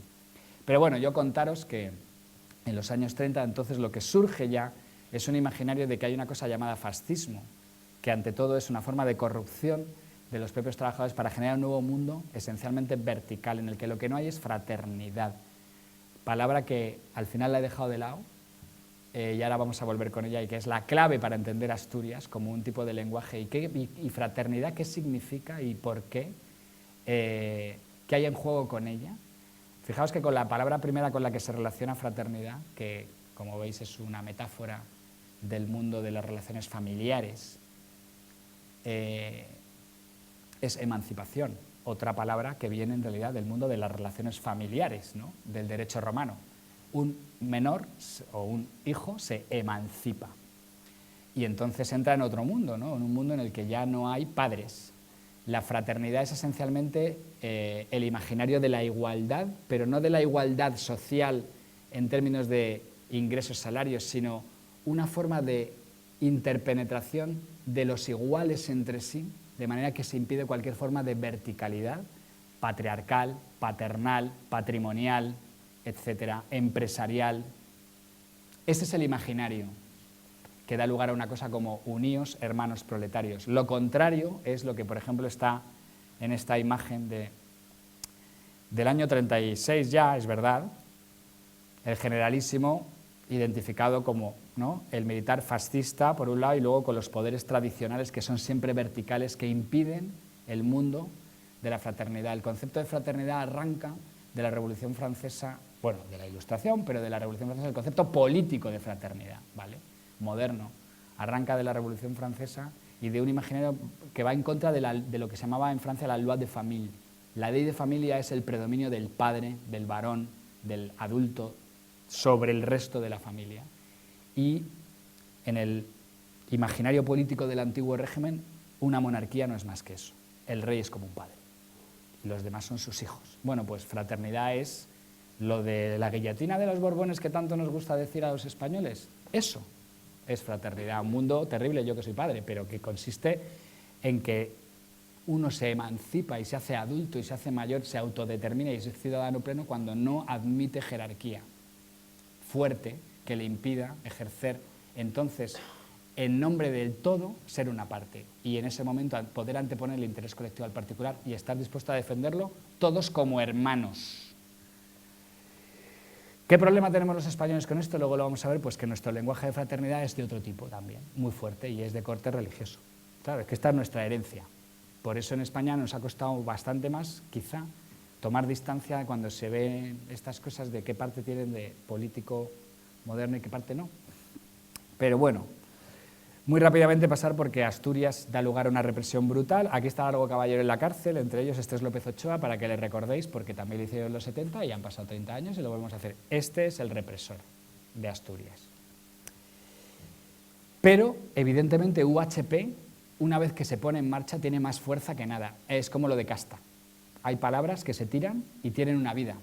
Y recorrer su vida es interesante porque uno da igual que le guste o no, el caso es que tienen vida. Como diría Durkheim, hay en España un sujeto colectivo que pesa más que un partido o que una clase, que es la palabra en sí casta, que al ser pronunciada parece que mueve cosas. Pues UHP movió cosas en los 30.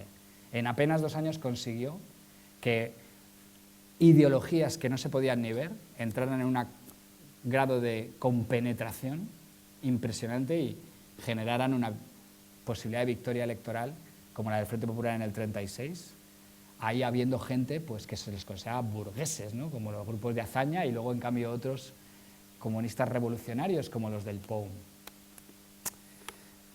Pero también trae otra cosa, que es la que también hemos heredado, y yo, mi sesión de hoy me gustaría que por lo menos os quedara, a los que tengáis un imaginario más ideológico en la cabeza, pues que os quede bien claro que todo esto también ha producido un mito gigantesco, el mito de Asturias, el mito de UHP, el mito irredento de una revolución social, socialista por fin en España que podía haber triunfado y no triunfó. Bueno, yo no digo que no fuese eso en Asturias, pero no fue eso el contexto.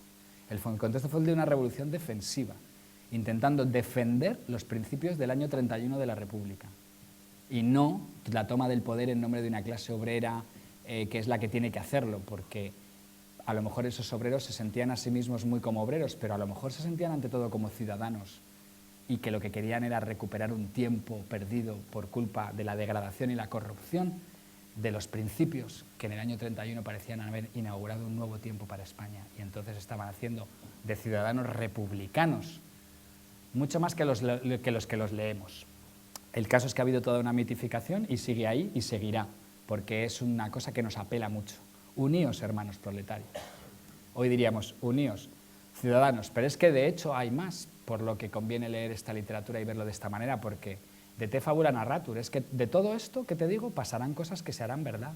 Los cuentos que se contarán serán así. Es que en el 36 esos mismos obreros se ponen a defender una república, que es la que enmarca las instituciones que les permiten ser ciudadanos. Así que por muy obreros, por muy socialistas, por muy revolucionarios que fueran, lo que hicieron fue defender las instituciones de una democracia, con la vida, sin límite. Es redurre ai principi y vivere civile, pues expresado. Pero hay más. En los años 70, un anarquista que fue ministro en la guerra, Juan García Oliver, escribe sus memorias justo antes de morir y las escribe a partir del año 73. Se pone a escribir y las edita en el 76, luego no quiere volver a España porque tiene mucho miedo, dice que los falangistas lo van a matar y se queda en México. Pero lo que cuenta en el prólogo es que él decidió escribir sus memorias, que podía haberse escrito en los años 40, 50, 60, porque son memorias de los años 10, 20 y 30, cuando vio lo que sucedía en Chile en septiembre del 73. Y el comienzo, el prólogo de su libro, muy recomendable, dice, si allí hubiera habido anarquistas, lo de Chile hubiera sido otra cosa, porque nosotros sí entendíamos bien que las instituciones de autogobierno popular hay que defenderlas con las armas. Y es lo que hicimos en Madrid y en Barcelona en julio del 36. Estos chilenos han creído demasiado el rollo del marxismo, bueno, dice él, aprovecha para hacer su crítica, y no han sido capaces de tener éxito pidiéndole a Allende las armas, porque estas cosas hay que defenderlas así. ¡Wow! Bueno, este es el problema que también heredamos, un problema de violencia, porque esto implica violencia. Pero sobre todo es un mundo que hemos perdido, y ahora vais a ver por qué, y este es el final ya de mi cuento. Fijaos que aquí en los años 30, ya en la guerra, se extendió el lenguaje de UHP fue su momento fulgurante, no fue en Asturias, fue en el 36. Y hay un montón de consejos obreros en el Estado que todos se ponen el sello UHP, que además unifica a todos. Donde hay UHP, da igual ser anarquista que ser comunista que ser socialista. UHP, somos UHP. Pero es que, claro, la guerra también entonces se puede entender como el enfrentamiento de dos conceptos de fraternidad. El concepto horizontal, político, de la Revolución Francesa, reactivado por el socialismo, y en cambio otro terrible, que además tiene en España a sus dos mejores formuladores. Uno en el siglo XIX, nada menos ya, Donoso Cortés, y después otro en el siglo XX, Ramiro de Maeztu, el que da el nombre a mi colegio. Porque ahí lo que se dice es una cosa diferente. Hay otra tradición que se vuelve política, pero que es metapolítica y prepolítica al mismo tiempo, que es el dolor pone en cierta manera de igualdad entre todos los que padecen, lo cual es poner en todos los hombres, es ponerla en todos los hombres porque padecen todos. Por el gozar nos separamos, por el padecer nos unimos con vínculos fraternales. Esa es la primera andanada. Los hermanos a sufrir juntos, pero no a emanciparse, porque claro, ya en el 33, en pleno momento en el que el pensamiento nacional católico fuerte, fanático, pues se encuentra ya a uno de sus grandes pensadores, hay más, y se trata de deshacer el legado de la Revolución Francesa por partes, contra el concepto de libertad, contra el concepto de igualdad y contra el concepto de fraternidad. Ramiro de Maeztu no tiene empacho en decir lo que es para un católico esto. La fraternidad de los hombres no puede tener más fundamento que la conciencia de la común paternidad de Dios. Hermanos, sí, pero siempre con un alguien. Si no, aquí no entendemos de lo que estamos hablando. Y esto, bueno, en fin, por contaros un chascarrillo, esta foto a lo mejor la identificáis algunos, es una foto relativamente conocida, es el fusilamiento del Cerro de los Ángeles, del Cristo del Cerro de los Ángeles durante la guerra, un acto que para los franquistas fue como, bueno, esta gente, claro, o sea, encima de que no ganaban una batalla, se dedicaban a pegarle tiros a una estatua. Pero si entendierais, bueno, lo que os voy a contar solo os lo digo así porque un libro saldrá dentro de poco y a lo mejor os lo comento más adelante, y así cuando paséis por delante de los Cristos estos que inundan la geografía española, los miraréis con otros ojos. Porque toda la doctrina social de la Iglesia se dedica durante los años 20 a recuperar una figura del hermano mayor, del hombre que es más que, pero que no es Dios, cuyo corazón, entregado a los hombres, los hermana y los iguala. Ese es el corazón sagrado de Jesús. Y hay toda una lógica de fraternidad católica, anticívica, que se pone y se despliega por toda la geografía española desde los años 10-20, al punto que cuando llega la República hay lugares, conozco uno en Extremadura, donde se hace una votación popular para quitar la estatua del Sagrado Corazón, porque se entiende entonces, hoy ya no, que eso va en contra directamente de la noción de fraternidad que la República está tratando de implantar. Así que este fusilamiento tiene el carácter simbólico gigantesco y luego nuestra incapacidad de entenderlo si no entendemos de qué se está hablando aquí. Pero hay más, porque la palabra fraternidad luego reaparece para fundar la transición española, de nuevo de manera esencialmente religiosa. Y una prueba muy bonita la tenéis en la resolución de la Asamblea Conjunta de Obispos y Sacerdotes del 71, que fue la única que ha dejado escrito que un cierto arrepentimiento o una cierta expresión de dolor y de molestia por la guerra civil española, y el argumento que se da es que no supimos a su tiempo ser verdaderos ministros de reconciliación en el seno de nuestro pueblo dividido por una gran guerra entre hermanos. La guerra civil es una guerra entre hermanos, pero no entre hermanos políticos, entre hermanos de familia. Y de ahí se ha fundado nuestra transición. La idea de reconciliación tiene dentro la noción de fraternidad, esta, la de Donoso Cortés y de Ramiro de Maeztu. Estamos ahí. Bien, pero hay una cosa más y ya termino, porque también en este tiempo tiene lugar una cosa que me da lugar a que ya os pueda hacer la primera pregunta que querría que si alguien quiere, pues puede escribir al blog y escribir qué es de todo esto lo que ha sacado para entender esto. Porque claro, fraternidad es un término que nosotros no usamos. Nosotros tenemos otra palabra para hablar y de hecho uno encuentra mucha literatura, con que miréis lo vais a encontrar, que dicen, bueno, antes se usaba la palabra fraternidad, hoy tenemos otra que es solidaridad, es lo mismo, solo que ha cambiado la palabra, pero el concepto es el mismo. Fraternidad es solidaridad. Y bueno, pues, en fin, me gustaría que también pudiéramos ver esto un poco en contexto, porque ese término solidaridad emerge en los años 20, justo al mismo tiempo que Fraternidad va a dar su salto a ser nada menos el que unifica a toda una izquierda, bueno, y unifica a un conjunto de ciudadanos a través del lema UHP. El grupo al que pertenecía Durruti, nada menos él, con Ascaso y con García Oliver, se llamaron a sí mismos en los años 20 los solidarios. Es en el mundo de los anarquistas, desde la Comuna de París, donde se acuña el concepto de solidaridad, y la literatura hasta los años 20 utiliza los dos términos como completamente intercambiables, pero a partir de los años 20 no. ¿Y por qué? El cambio tiene lugar cuando las organizaciones anarquistas montan sus primeros comités de defensa de los presos. Todos los comités de apoyo a los presos de los años 20 anarquistas se llaman comités de solidaridad. Y después, como Asturias produce una cantidad de presos impresionante, una parte fundamental del programa del Frente Popular es la salida de los presos de las cárceles.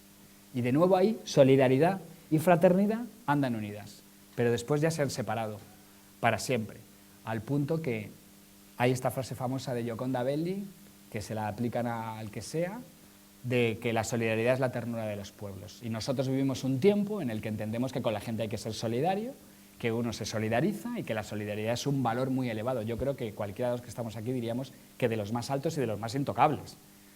Sin embargo, fijaos qué paradoja, visto desde la tradición semántica de fraternidad, solidaridad es un término que nos impide ver una cosa fundamental, que los anarquistas entendieron y por eso empezaron a usar el concepto de solidaridad. ¿Por qué los anarquistas decidieron empezar a usar una palabra como solidaridad para hablar de lo que hacían con los presos en las cárceles? Pues porque con los presos no podían ser fraternos, porque la fraternidad hubiera implicado meterse ellos en las cárceles. Eso es lo que significa en la tradición fraternidad. Todos unos con otros en la misma situación, saliendo juntos. En el momento en el que se reconocen desigualdades, la fraternidad ya no puede activarse y por eso ha ido desapareciendo de nuestro mundo, que es un mundo lleno de desigualdades que no queremos ver, pero que tenemos como una especie de consuelo muy bonito, y es que, bueno, a los negritos quiero decir, a la gente que no es como nosotros, porque no vamos a cambiar nuestro estatus jamás, les hacemos solidaridad. Cuando uno utiliza ese término, lo que está haciendo es, en fin, en la tradición de la fraternidad, reconociendo una loi de famille, una jerarquía implícita. Yo no voy a jurar de mis cosas para que otros mejoren. Yo me solidarizo, pero con eso expreso que yo no estoy donde él. Los anarquistas fueron muy clarividentes, entendieron que en la medida en que no se metían por decenas de miles a las cárceles, no podían ser fraternos con los presos, podían ser solidarios.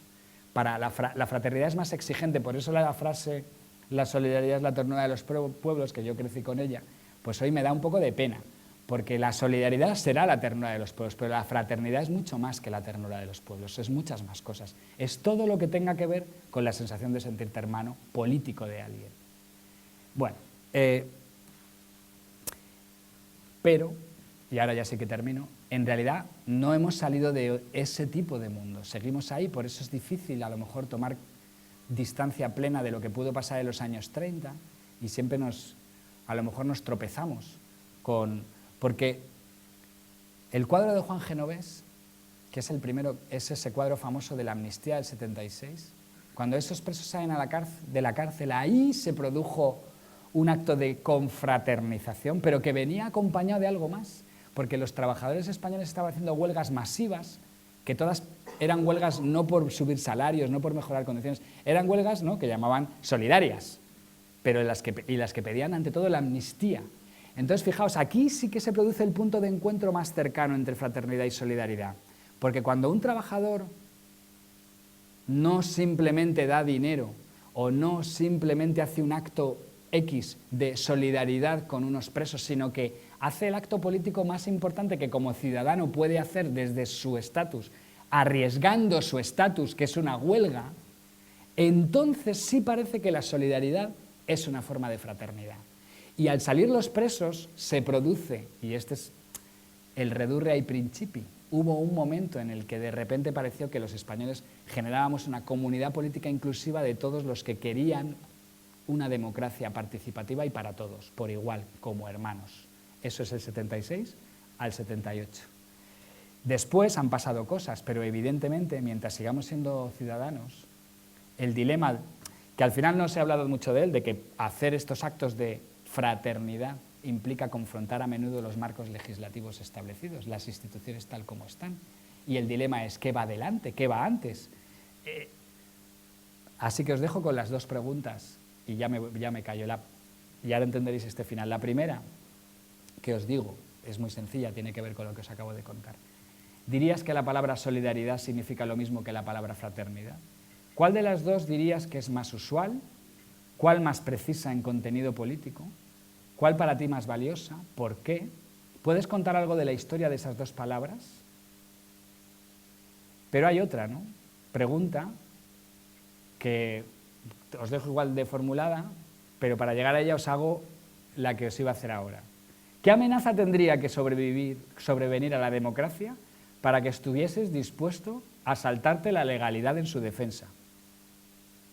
¿Estarías dispuesto en algunas circunstancias a dar la vida en defensa de las libertades civiles, políticas o sociales? Entonces, bueno, esta pregunta es para vosotros. Yo tengo mi respuesta, pero me importa la vuestra para cada uno. Pero en cambio ya para el que quiera subir al blog podéis elegir entre responder una pregunta sobre la relación solidaridad-fraternidad en relación con los años 30 y hoy, el que quiera, y otra sería ¿qué es virtud cívica? ¿Cómo se desarrolla con la condición de ciudadanía? ¿Cómo se relaciona con la condición de ciudadano? ¿Cómo explicarías la crisis de la Segunda República en relación con ese ideal de comportamiento humano o antropológico político? Muchas gracias.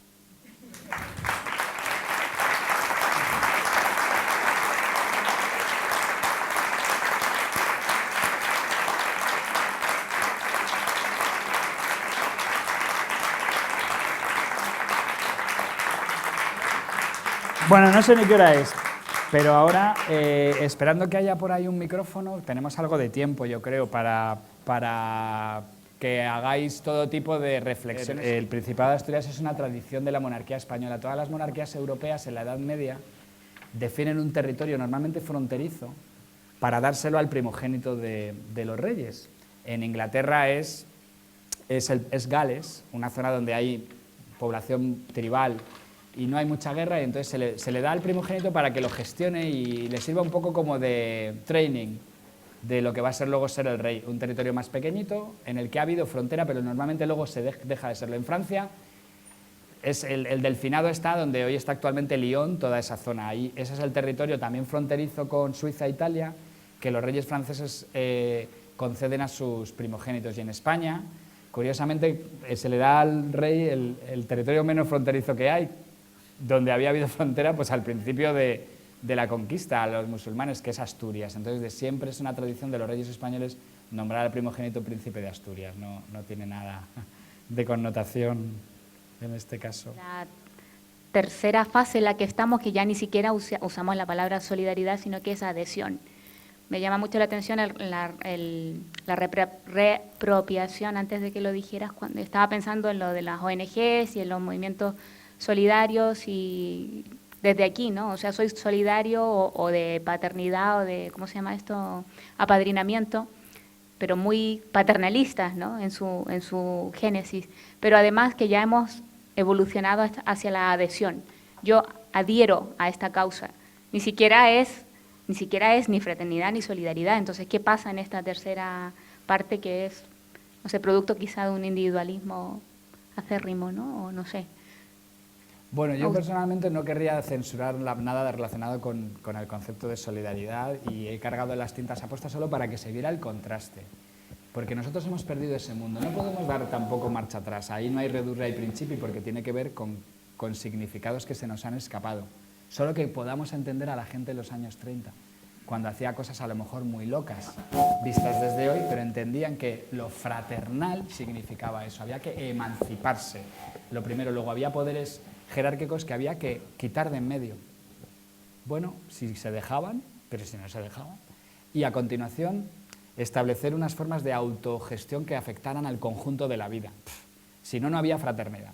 Nosotros no estamos ahí Y en cambio estamos en un mundo en el que la solidaridad, claro, nos apela tanto porque nuestra cultura en efecto es mucho más individualista que nos parece como lo mínimo el vínculo que te permite establecer un contacto con otros, pero se paga el precio de que genera un límite. La solidaridad no puede ver determinadas actividades ni siquiera con buenos ojos, ¿no? La adhesión es un poco lo mismo, pero en un sentido más relacionado con la afinidad política. Digamos que como tienes mucha información, pero a veces no buena, y aunque tengas información tú no sabes cómo, a menudo no sabes cómo solidarizarte con determinadas causas, porque no tienes la opción. Entonces la adhesión es una forma de presentación en público, pues para eso está bien Internet, para que se vea que a lo mejor hay un número de personas muy grande que opinan lo mismo sobre un tema. Y la forma es generando las condiciones para que parezca que hay una adhesión a una causa. No tiene tampoco para mí ningún valor negativo. Reflejan un mundo, en efecto, pero lo importante es reconocer con qué utillaje cada época hace lo que hace. La nuestra, pues tiene solidaridad y adhesión. Lo que no tiene es fraternidad. ¿Pero por qué es bueno entonces que os cuente yo este rollo? Bueno, personalmente yo creo que es bueno porque te obliga a ver cosas que no sueles ver. Que dices, ostras, nos hemos dejado muchas cosas. Entonces, a partir de ahí sí puede haber una solidaridad mucho más fraterna. De hecho, a menudo se producen hay muchísimas prácticas de tipo que se entienden hoy como solidarias, pero que tienen una faceta claramente fraterna, que implican el que la gente abandona parte de su estatus, por poco y por simbólico que sea, digamos, por favorecer la reconexión con gente que se encuentra en otra situación. Lo que pasa es que en medio entra el otro elemento, que también os he intentado remarcar, pero poco, porque tampoco quería entrar mucho en él, que es que todo el imaginario religioso está también ahí y moviliza sus propias emociones. Pues la pena, el dolor, etc. No solamente está el dolor, están otros, ¿no? Por cierto que lo del dolor, no os he traído una que os hubiera sorprendido mucho, una revista del año 36, en la que por un lado se da cuenta de la toma de unos tranvías en Madrid por los obreros, al grito de UHP, es de un periódico conservador, muy conservador, y por otro hay un anuncio entero del Socorro Blanco, que por cierto, eso me permite deciros que ahí está el Socorro Rosa, para el que no... El Socorro Blanco que se organiza ya estamos hablando de la primavera del 36 y el reclamo es católico. El Socorro Blanco te necesita. Tenemos que estar unidos en el dolor de España. El dolor de España nos hace hermanos, hermanos de una causa ilimitada. Cuidado, también en nombre de esa fraternidad no política, la gente está dispuesta a dar la vida. El fanatismo religioso produce también un montón de implicación ilimitada, ¿no?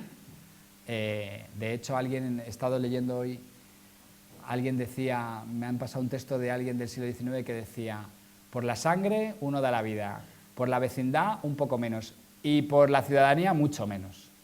Este es en realidad el problema de lo que yo os he contado un poco aquí, que aunque uno diga, ¡hala, qué fuerte, defensa de la República dando la vida, qué bestias, qué tal! Digo, no, en realidad, qué débiles, ¿no? Porque por otras causas mucho menos justas, mucho menos sobre todo emancipatorias, mucho menos respetuosas con la idea de un ciudadano, la gente sí está mucho más dispuesta a dar la vida. Por eso os hago yo la pregunta de por qué estáis dispuestos a darla vosotros.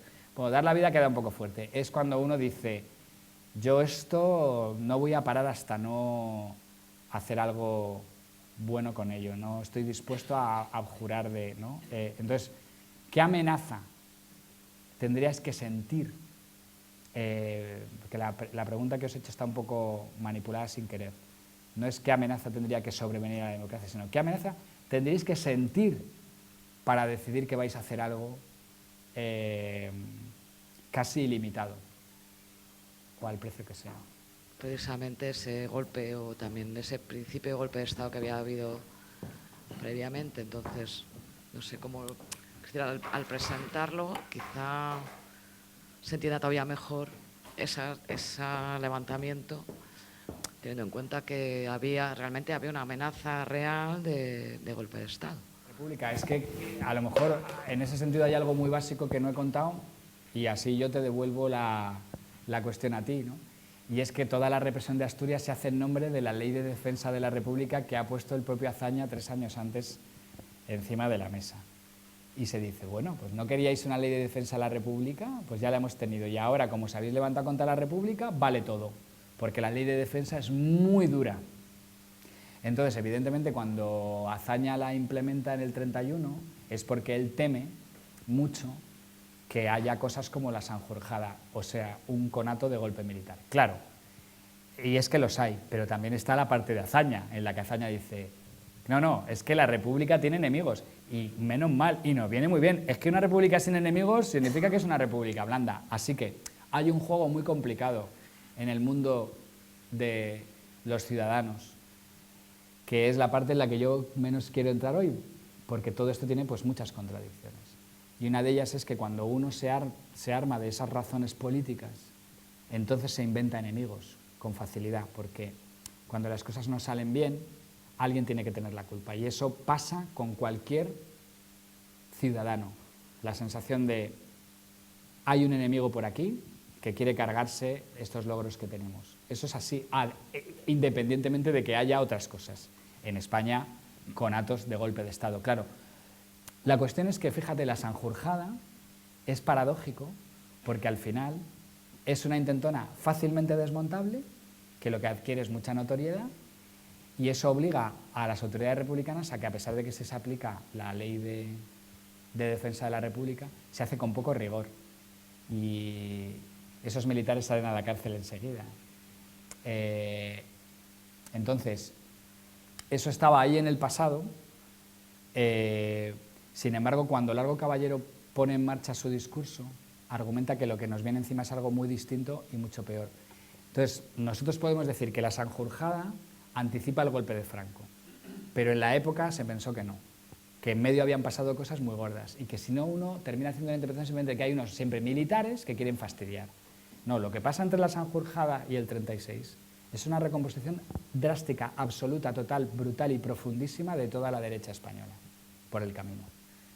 Sanjurjo tuvo poco apoyo, para empezar, y en cambio en el 36 hubo un importante apoyo social a una opción que además no quería simplemente dar un golpe de Estado y imponer una dictadura, sino transformar drásticamente las estructuras políticas, incluso en cierta medida sociales, sobre todo organizativas, del país. Ten en cuenta que Sanjurjo en ese sentido se parece más al Primo de Rivera, con el cual, a pesar de que no ha habido libertades políticas, las organizaciones obreras han, algunas de ellas, mantenido una cierta capacidad de acción, de interlocución, de negociación, y eso a partir del 36 en la zona franquista va a desaparecer drásticamente, por ponerte un ejemplo. Dicho esto, o sea, yo entiendo que es importante que la República tenía enemigos, pero lo que pasa en el 34 es algo distinto, es la sensación de que viene un enemigo para el que no estamos preparados, uno, si no hacemos algo importante antes, y dos, tiene un grado de profundidad completamente novedoso. Lo de Hitler es otro mundo. Bueno, y yo creo que nosotros hoy tenemos que darle la razón a esa interpretación.